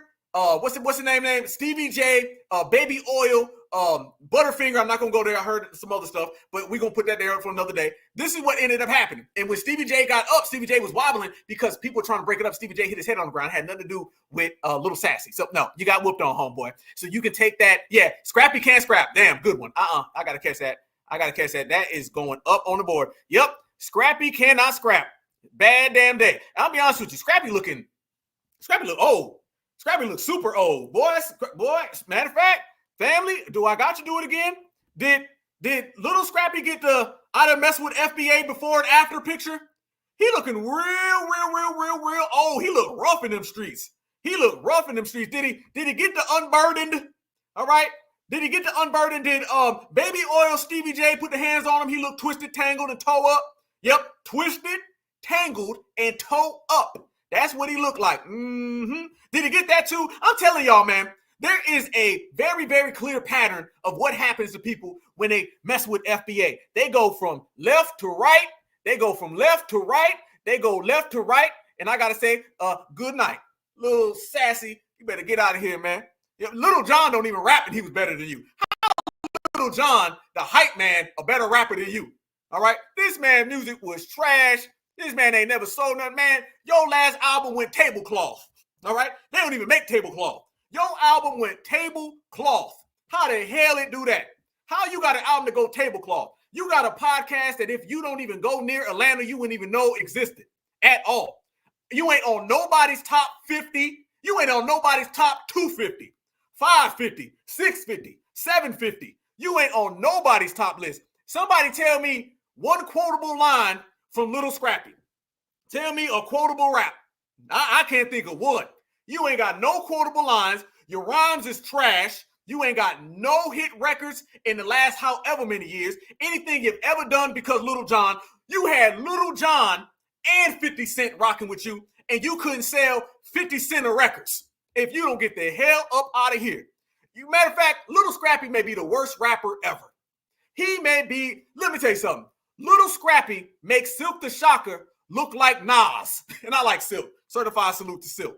He literally does. Little Scrappy makes Little Yachty sound good. All right? If you told me, and I'm not lying, family, you tell me right now that Alpha, we dropping you off on a small island somewhere near Barbados, and you're going to be there for the rest of your life, and you got to choose between Little Yachty or Little Scrappy, you wouldn't even get the scrap out. You get the S and the C out, and I say, all right, I snatched the damn Yachty CD. I say, I'm cool. Ain't nobody listening to no damn Little Sassy trying to tell black folk, man, y'all ain't black no more than me, and I ain't protesting for you. Man, you ain't protesting any damn way. What you mean? What protesting you done ever done? If you don't get the hell up out of here, mind you, just a couple months ago, he was talking about the migrant invasion, and he was talking about how Kamala Harris was lying to us. Sound like he done got that call too. They're all desperate family. They all broke. They all unemployed. They ain't got nothing going for them. They ain't hot out here in these streets. All the Democrats have done was get a bunch of outdated, toed down celebrities that can't get invited to a damn pizzeria. All right. They can't even do a second grader's birthday party at all. Who is calling Little Scrappy up? When was the last time you seen Little Scrappy doing a show? When was the last time anybody seen Scrappy doing a show? Absolutely. Scrappy broke in a joke. You broke in a joke. I ain't seen Little Scrappy do not near show. He ain't out here doing nothing. What concert you done seen a Little Scrappy? When was the last time somebody rolled down the neighborhood listening to him? You got rappers right now that came out yesterday and got more success than this dude. Dude sounds literally like when he raps, he literally sounds like he doesn't know what a damn beat is and he don't know what a syllable is. It all just sounds all mixed up in one. It's just a bunch of noise, not even good noise. That is what we talking about. So hell to the no. You got bigger problems. You got baby oil from Stevie. He probably still got some of that baby oil on him. I think that's what it is, y'all. I think that's it. I think we done got it all cleared up. He got that baby oil still on him, and he can't shake it. Let me tell you something. A lot of people out there in the world, okay? Somebody may whoop somebody's ass, but I ain't get my ass whooped by nobody who got baby oil on him. Okay, let's make this clear, all right? Somebody who whooped me gonna have to have some more credentials. All right, I'm not doing nobody who's on the Diddy tape now. If you was on the Diddy tape now, you ain't gonna whoop me. All right, you done got served by a man with a goddamn baby oil lotion on him. He had the lotion and the baby oil. That's what it is. You got somehow baby oil still on you. Still done mess your mind up. You ain't got over that yet. All right, it ain't gonna happen. There's gonna be a lot of folks out here. Plies too. Yep.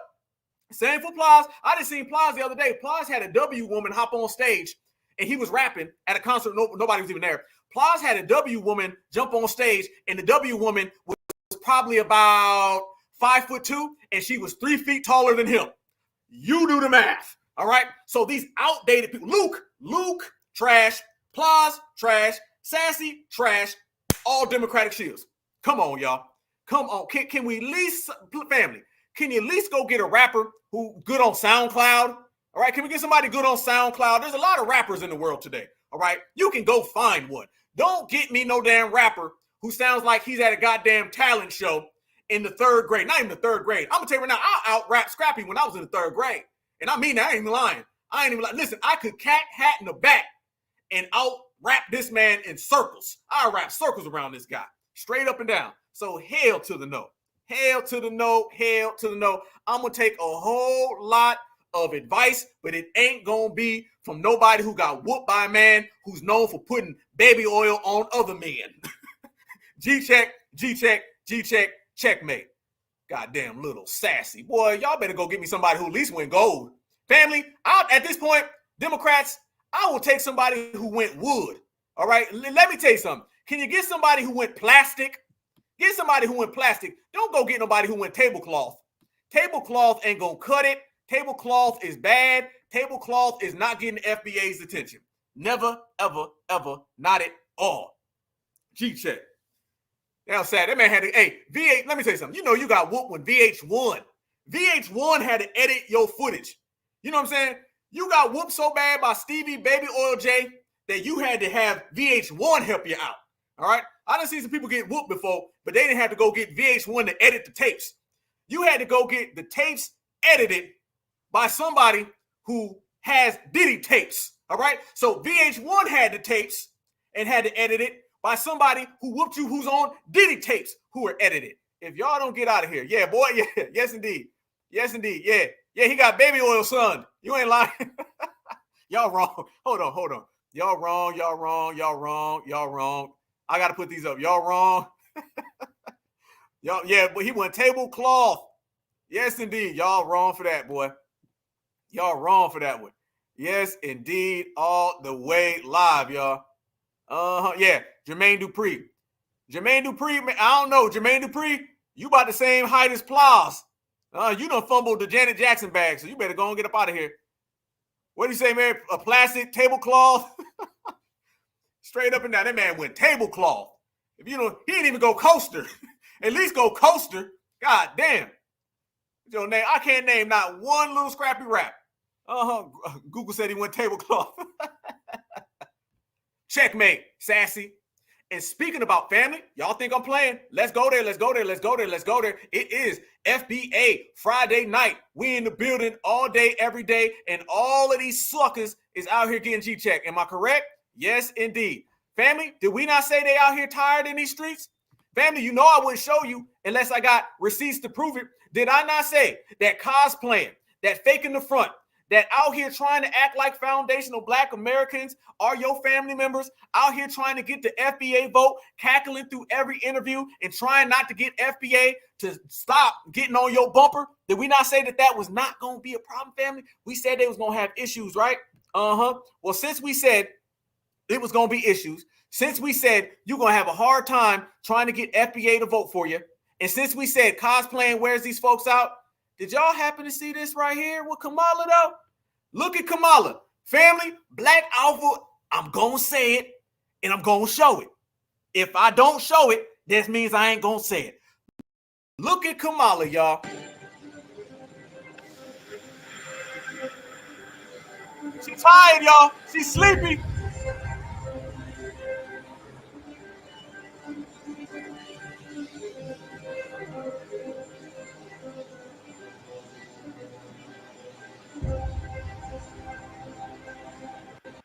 You know what she's thinking? She's saying, damn, it's tiring out here. It's hard out here being a tether. It's hard out here cosplaying. It's hard out here trying to get FBA to vote for me. Can I get the African American back? I'm getting sleepy. I want to lay down. I'm exhausted. Tethering is exhaustion. Tethering will wear you down. Tethering will wear you out. And he is showing exactly what we mean. Family, it's FBA all damn day. It's certified all the damn time. And when you trying to be like us, family, you're going to go to sleep real goddamn fast because you're going to be sleepy as hell. You can never be me, so you better go to sleep. That's what it is, y'all. Y'all know what it is. But I need y'all to do me a favor, though, real quick, family. Real quick. Yeah, she tired. She in there. She had that like, I'm defeated. I don't even know, was that exhaustion or was that defeated? She was just in there like, and it's funny because they talking about Joe. Let me say something. Joe Biden be taking naps. Kamala's taking naps. And Donald Trump is still out here running around. Goddamn. Matter of fact, let me just show y'all this right here. Why we here, family. Why I got the certifieds in the building in the place. Ballers gonna ball. Haters gonna hate. And y'all know what we on. Let's check this out. Matter of fact, what I need to do while we here, we need to go on. Oh, no. Let me wait. Whoa. Family, let me show y'all this real quick. I got to show y'all this. I forgot about it, but I'm going to run it all the way back. Look at this right here. Did y'all see Lemoist? Did y'all see Lemoist, y'all? Y'all know damn well Lemoist came out and Lemoist was talking. Let me show y'all Lemoist. Look at this right here. Family, we got so many damn receipts. It's hard to keep up with all of them, but we going to. Check this out right here, y'all. Look at Lemoist. Lemoisture came out, and remember all that stuff about Donald Trump and all the names they was calling him? I'm telling y'all, and I stand by it. They are going to get a wake-up call from all of this stuff where they think that they can talk like W liberals. They act like W liberals so much that they start thinking they are one. Watch what he says, y'all. Fair use, fair use, fair use. These are deplorable people. Anyone in 2024 that is willing to vote for Donald Trump is deplorable, and it's a morally indefensible position. These are deplorable people. Anyone in 2024 that is willing to vote for Donald Trump is deplorable, and it's a morally indefensible position. These are deplorable people. Anyone in 2024 that is willing to vote for Donald Trump is deplorable. This man said anybody wanting to vote for Donald Trump is deplorable. Let me tell you something. Lemoyne still ain't got it, y'all. He still believes that he can talk like this. He still believes that he's a part of the dominant society. I'm telling you, they act like the dominant society so damn much, family. They start thinking that they are the dominant society. I'm telling you right now, this man literally thinks he can say that. It's going to come down on this man so bad when things get real, he ain't going to know what happened. I'm telling you right damn now. But he's not the only one who came out and said something at all. These folks, family, are very desperate. And let me tell you, who do you see most of the desperation coming from? You see most of the desperation coming from the Democrats. Why do you see most of the desperation coming from the Democrats, y'all? It's because the Democrats know damn well that they're up against the ropes. They know damn well it's the 11th hour. You don't do all that, family, if things ain't, looking kind of funny style for you. You don't do that if you got things under control. Another thing that ended up coming out, which I need everybody to see since we here right now, check this out right here. That right there was Marcus Lemoist. That's what Lemoist said. And then on top of that, Mark Cuban, I ain't even going to play Mark Cuban. Mark Cuban came out and he was talking some stuff. They got mad at him. He said any woman who votes for Donald Trump is an unintelligent woman. Okay, people were mad at that. People were upset with that. They was calling it out. But there's another thing I want to show y'all. Donald Trump came out, and I'm going to show y'all how sneaky they be, y'all. Look at this right here. Do y'all know, as we talk about the church folks, did y'all see when they sent out this guy right here talking reckless as well? Look at this right here.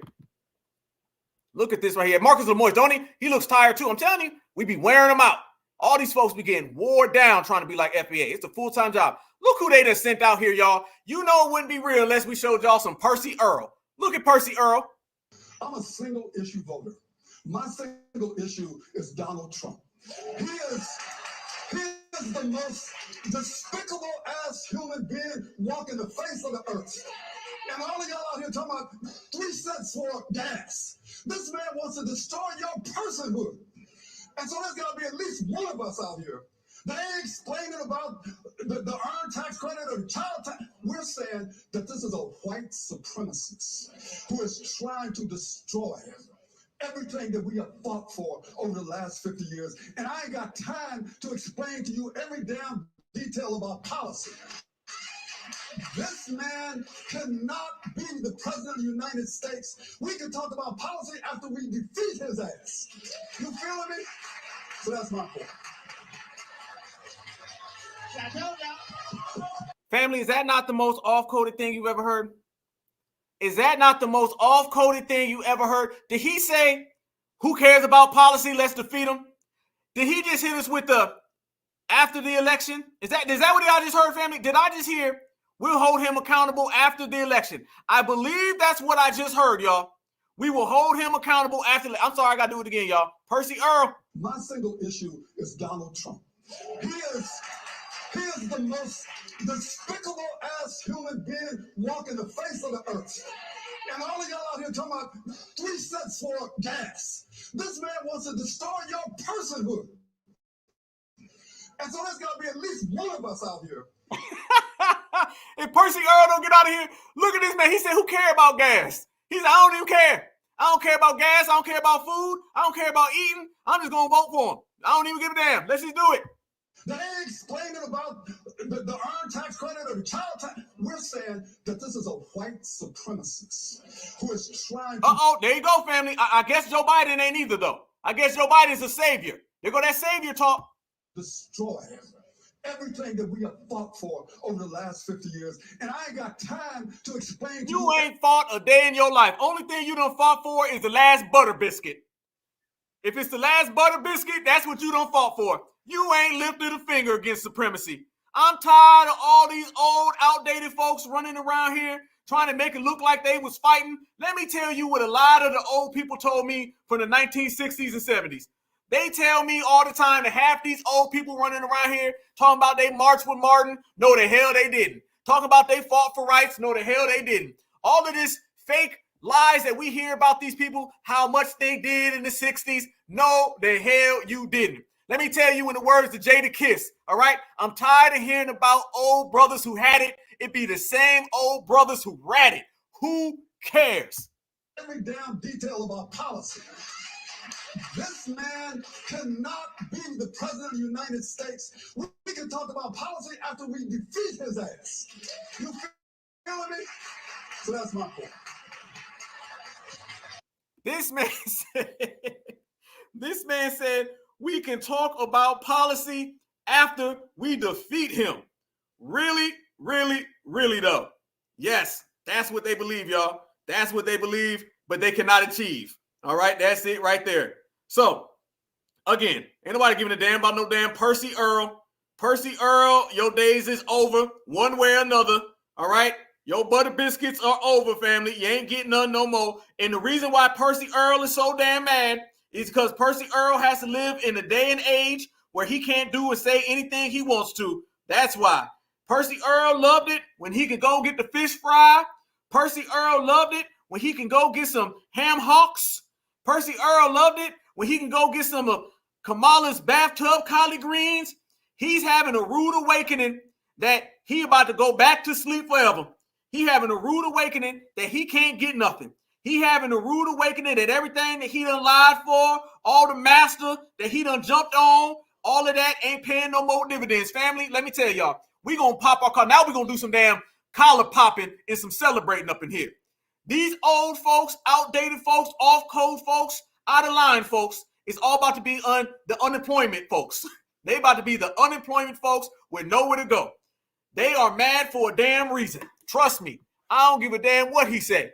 He upset because he know the days is over. That's why Marcus Lemoyce is out here looking extra moist. All right? That's why Little Sassy out here still selling tablecloth records. That's why Percy Earl is out here talking about we gonna get him on one day. No, you gonna go to bed and you gonna have a nice nap and then you gonna wake up on the other side. Right there, ain't nobody listening to Percy Earl.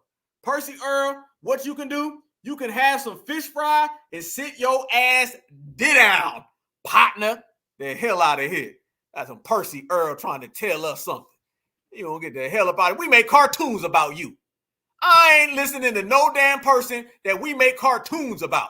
If somebody makes a cartoon about you, you know that means that you're so much of a joke that we don't take you serious, that we're literally making fun of you. Remember, y'all, we clown these damn Democratic shields. They be so upset. They be responding to black folks with 2 followers. That's how upset, shook, terrified, worrisome that they are. And they gonna stay that way every day, all damn day. Damn Percy Earl. Percy Earl, boy, you better stop before you choke on the goddamn fried fish chicken, fried fish or your chicken bones, or you better stop before you trip out. Straight up. You better go get some of that damn fried chicken Joe Biden had or some of that fish fry. You better quit. Now, let me show y'all this. Speaking of that, look who they done sent out after this, fam. I told you I had a lot of receipts in this episode. Look who they done sent out, y'all. Let me tell y'all. Did we not send Obama packing? And then look what Obama did. He showed up in another community. Look. Fair use, fair use. Fair use is about teaching, scholarship, and research. Fair use.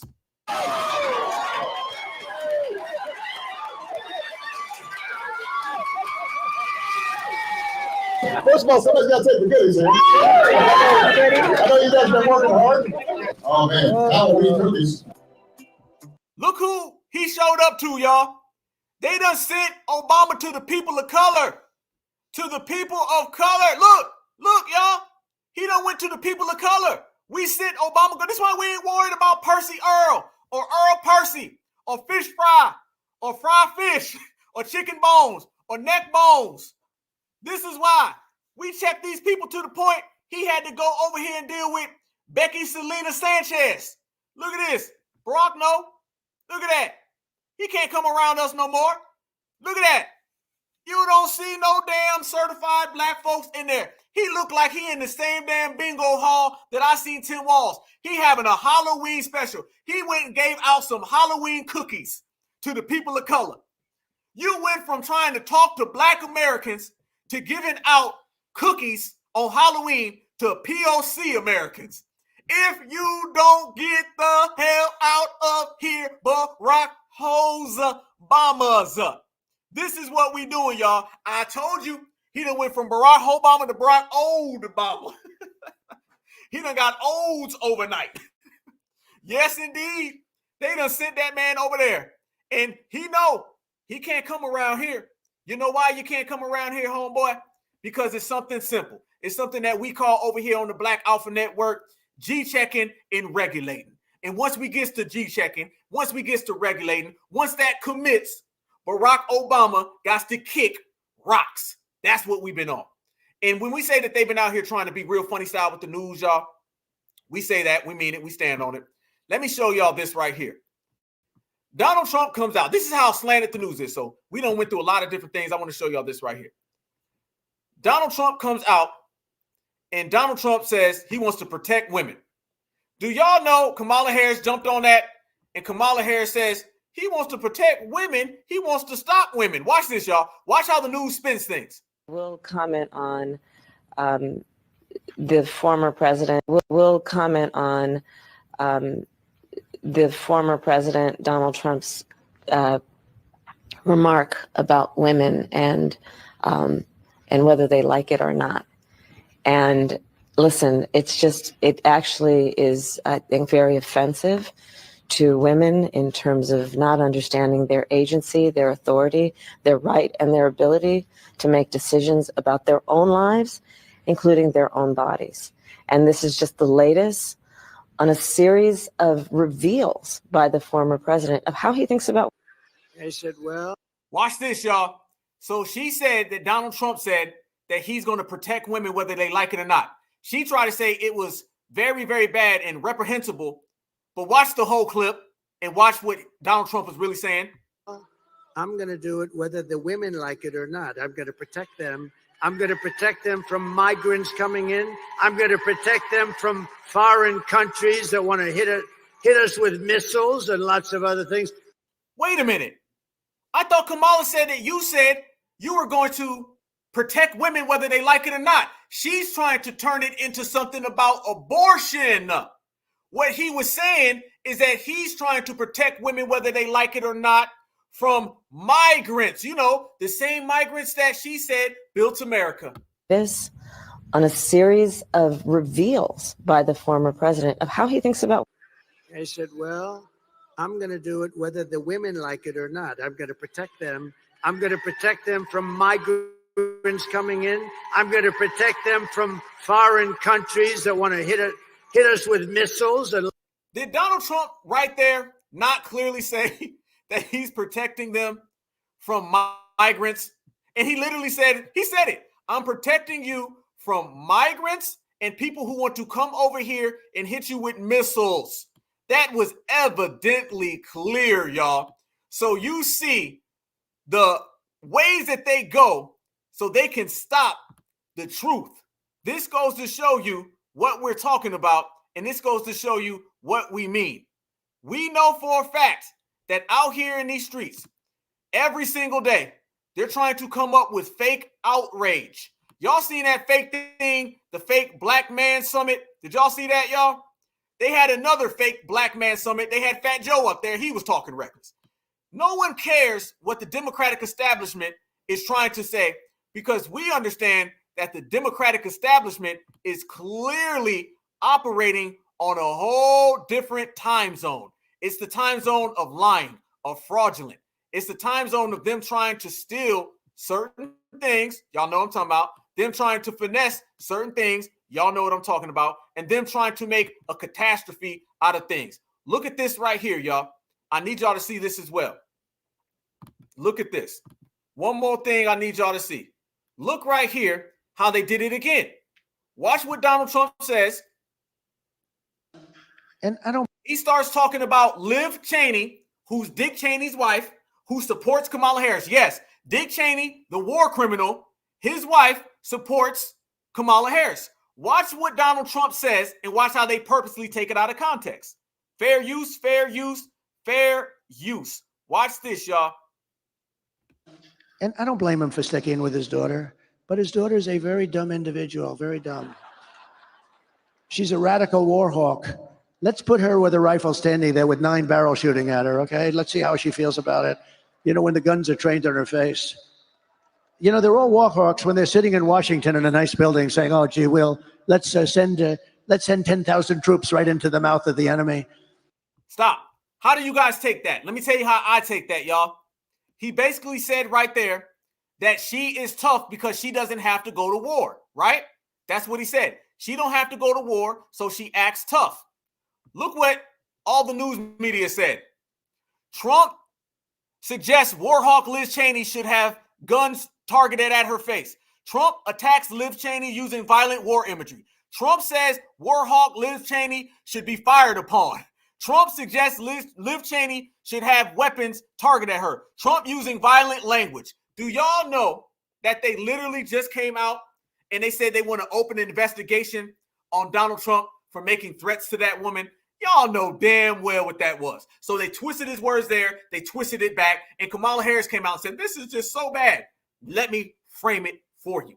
The fact that the Democrats have to come out with fake outrage every single day. The fact that the Democrats got to act so dramatic about things that no one else cares about. The fact that the Democrats got to play with certain things in the election. They got to have real foul play and fraudulent moves. That lets you know who's really winning, who really has the support. Family, we all leave these houses. We all are out here in the real world. We're all outside. You see far more support for Donald Trump than you do for Kamala Harris. Yes, indeed. You see far more people that are rocking with his America and his policies than you do with Kamala Harris. So who is out here still trying to get D-list celebrities? Who's out here still trying to get F-list celebrities? The Democrats. Who's out here still with fake outrage? The Democrats. Who's being dramatic? The Democrats. Who's messing with the polls? The Democrats. You know what that means? That means the Democrats ain't winning. And the only thing that is going to stop the Democrats from trying to do some finessing is certified foundational Black Americans. It's all on us, y'all. So that's why we are going to be right here holding it all the way down, all the way live, and can't nobody get in the way of that. Stronger than ever is what we've been, y'all, and we're going to continue to spin. That's the way we are. That's the way we move it. I want to show y'all this right here as well. Because, you know, like I said, we got receipts, family. We got the receipts that they don't want us to have, but I'm going to show y'all some of the receipts that they just going to have to deal with. It's at the point now, who give a damn what they like, they just going to have to accept it. Check this out right here. Yeah, they got Samuel L. Jackson. Man, Samuel L. better be worrying about that damn shark that got him on, what's that movie? Deep Blue Sea? That's what's going to happen. Check this out right here, y'all. This tells you everything you need to know. Fair use, Some fair of them use. will go home without a doubt. Some of them are Republicans by DNA. Some of them voted for Trump in 2016, Biden in 2020, and have told us because of Biden's policies, because of inflation, the cost of living, they're going back to Trump. Some of them will go home without a doubt. Some of them are Republicans by DNA. Some of them voted for Trump in 2016, Biden in 2020, and have told us because of Biden's policies, because of inflation, the cost of living, they're going back to Trump. Because of Biden's policies, because of inflation, the cost of living, they're going back to because of Biden's policies, because of inflation, the cost of living, they're going back to Trump. Because of Biden's cost of living and because of inflation, they're going back to Trump. Not to mention immigration, not to mention people suffering, not to mention FEMA, not to mention cackling, not to mention being selected, never elected, not to mention your fake grandma, not to mention locking people up, not to mention the American public don't like Kamala, not to mention last year you were the worst vice president of all time, and today, right now, you are still outdated, out of luck, and out of time. That part. So on election night, one of the things, family, I'm sure we're going to see, and we're going to be right here, family, watching the polls. We're going to have poll watchers out there, and I want all of you guys to do what we always do right here on the Black Alpha Network. And you guys know when I say Black Alpha Network, I mean every single one of you. We move together, family. We grind together. We shine together. That's what it is. I'm one of the only folks out there, y'all, that represents the people, and I'm talking about all of us as a collective. We move united or we don't move at all. Anybody trying to move by them damn self can't rock with us, y'all. We are stronger together because we are family. I got all my certifieds with me. So with that said, I'm going to tell y'all one thing, and I'm going to show y'all this. This is what we need to see on election night, and I ain't even going to lie to y'all. I'm cool. The Democrats want to give us open borders. The Democrats want to give us a migrant invasion. The Democrats want to disrespect our lineage, heritage, and culture. Democrats want to say immigrants built America when the FBA did. Then guess what, family? I'm all the way down for 4 years of seeing this right damn here. Donald Trump, I'm sorry. Donald Trump funny as hell. And if I see some of the Donald Trump shimmies and the Donald Trump strutting and the Donald Trump dancing on election day, I'm going to be absolutely, positively happy. If Holden Martin is out here watching the dance, I'm laughing. Joyless Reed, I'm laughing. Broken Buck Kari sellers, I'm laughing. If Van Nessel Jones puts the Kleenexes down, stops crying, I'm laughing. If Angela Cry is crying, I'm laughing. If the whole Democratic plantation from Percy Earl all the way down to Earl Percy, from James C.O.O.N. Clyburn, if they upset on election night and you see this right here, just know foundational Black Americans warned them, and foundational Black Americans checked them. Certified all the goddamn time.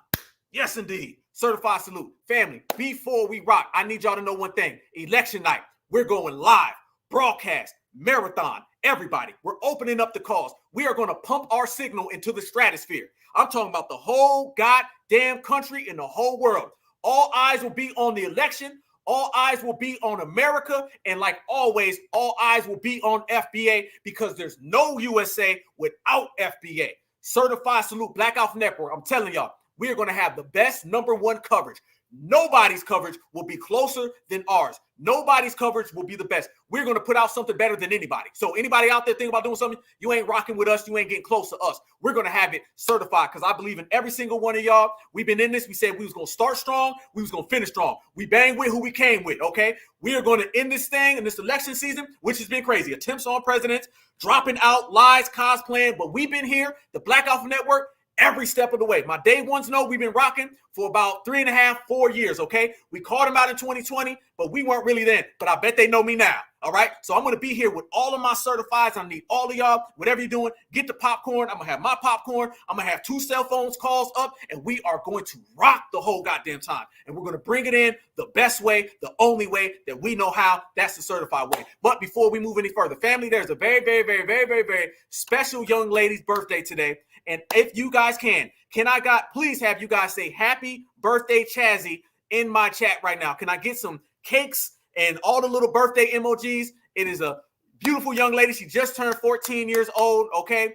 A foundational Black American, okay? So if you can say happy birthday, Chazzy, Chazzy, with some cakes and everything, family, please do so. Appreciate it. We got us a Scorpio. If we got any Scorpios in the house, you know what I'm saying? Them November babies be on one, man. So if you guys can please put that up for her, man. Much respect. I appreciate you. Happy birthday to my brother as well. I love you, bro. All right. You probably ain't listening, but I'm going to tell you to watch the damn playback, homie. So make sure that, man. So certified salute. Happy birthday to my brother. Happy birthday to sweet Chaslin. This is what it is, you guys. So I appreciate that. Much love. You know what I'm saying? Much love and respect, y'all. Y'all know how we are, man. We are a family. We stick together. We ride together. We shine together. We all together, man. So I appreciate the love, man. I don't know if we got any November babies in here or Scorpio babies, but, you know, y'all wild, man. Y'all be on one, man. I grew up, my brother's Scorpio. You know what I'm saying? The day we got them day after Halloween babies, okay? Them day after Halloween babies. So it's all love. I'm a Leo, so, you know, we win. What we got in here? Okay, we got any? Okay, I'm a Leo. Any Leos in the house tonight? All right, so Chazzy, I hope you're checking in on all this. You see all that love right there. That certified love right there. All of those happy birthday Chaslin. So appreciate you guys for that. Appreciate it. That's 14-year-old, y'all. So we're going to build this foundational Black America. We got to make sure that our young, beautiful brothers and sisters, 13, 14, the preteens. I don't know if y'all got any teenagers, you know what I'm saying, in the family, y'all, but all of the young folks, man, we got to make sure that we hold it down for them so they don't have to grow up with Fish Fry and Percy Earl, okay? And little Scrappy still out here getting whooped on with baby oil, all right? This is what we do, man. We standing on it. So, Chaslin, certified salute to you. Love you. All right, you guys. Your dad is a Leo. Certified salute to your dad. Absolutely. Leo, you know, Leos, man, you know, I'm just saying, though, you know, us Leos, we get that. Pisces, much love. Taurus, hey, much love. Yep. I see y'all. Absolutely. Oh, a couple Leos in here. We go. My brother, okay, let me tell you, I'm just going to tell you. My brother's a Scorpio.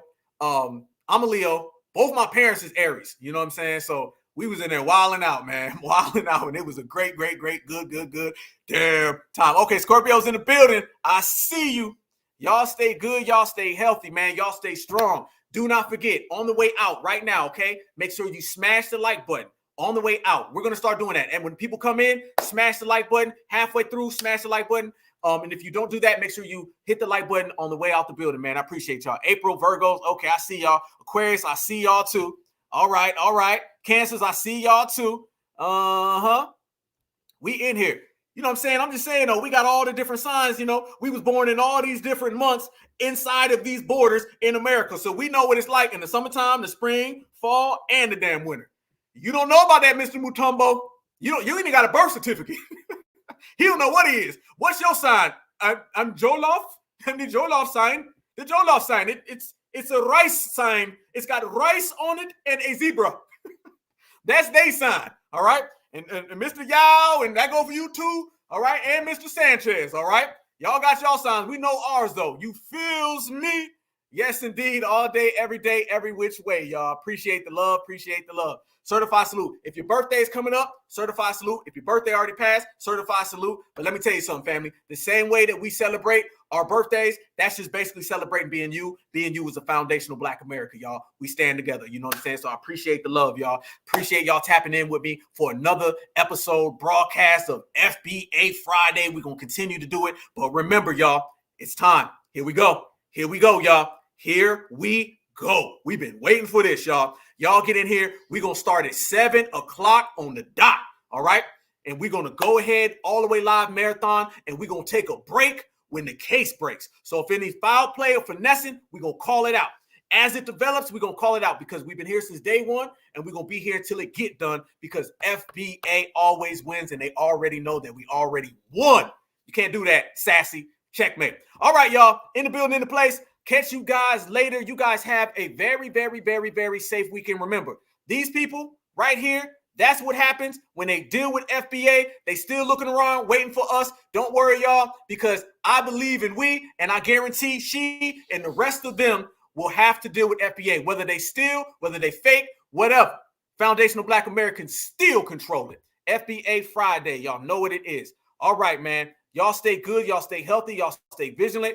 Appreciate you guys for tapping in. I will see you on Tuesday, 7 o'clock, Election Day. All eyes on America, which means all eyes on us because it's always foundational Black Americans and everybody else. Black is beautiful. Beautiful is always Black. Certified salute. Checkmate.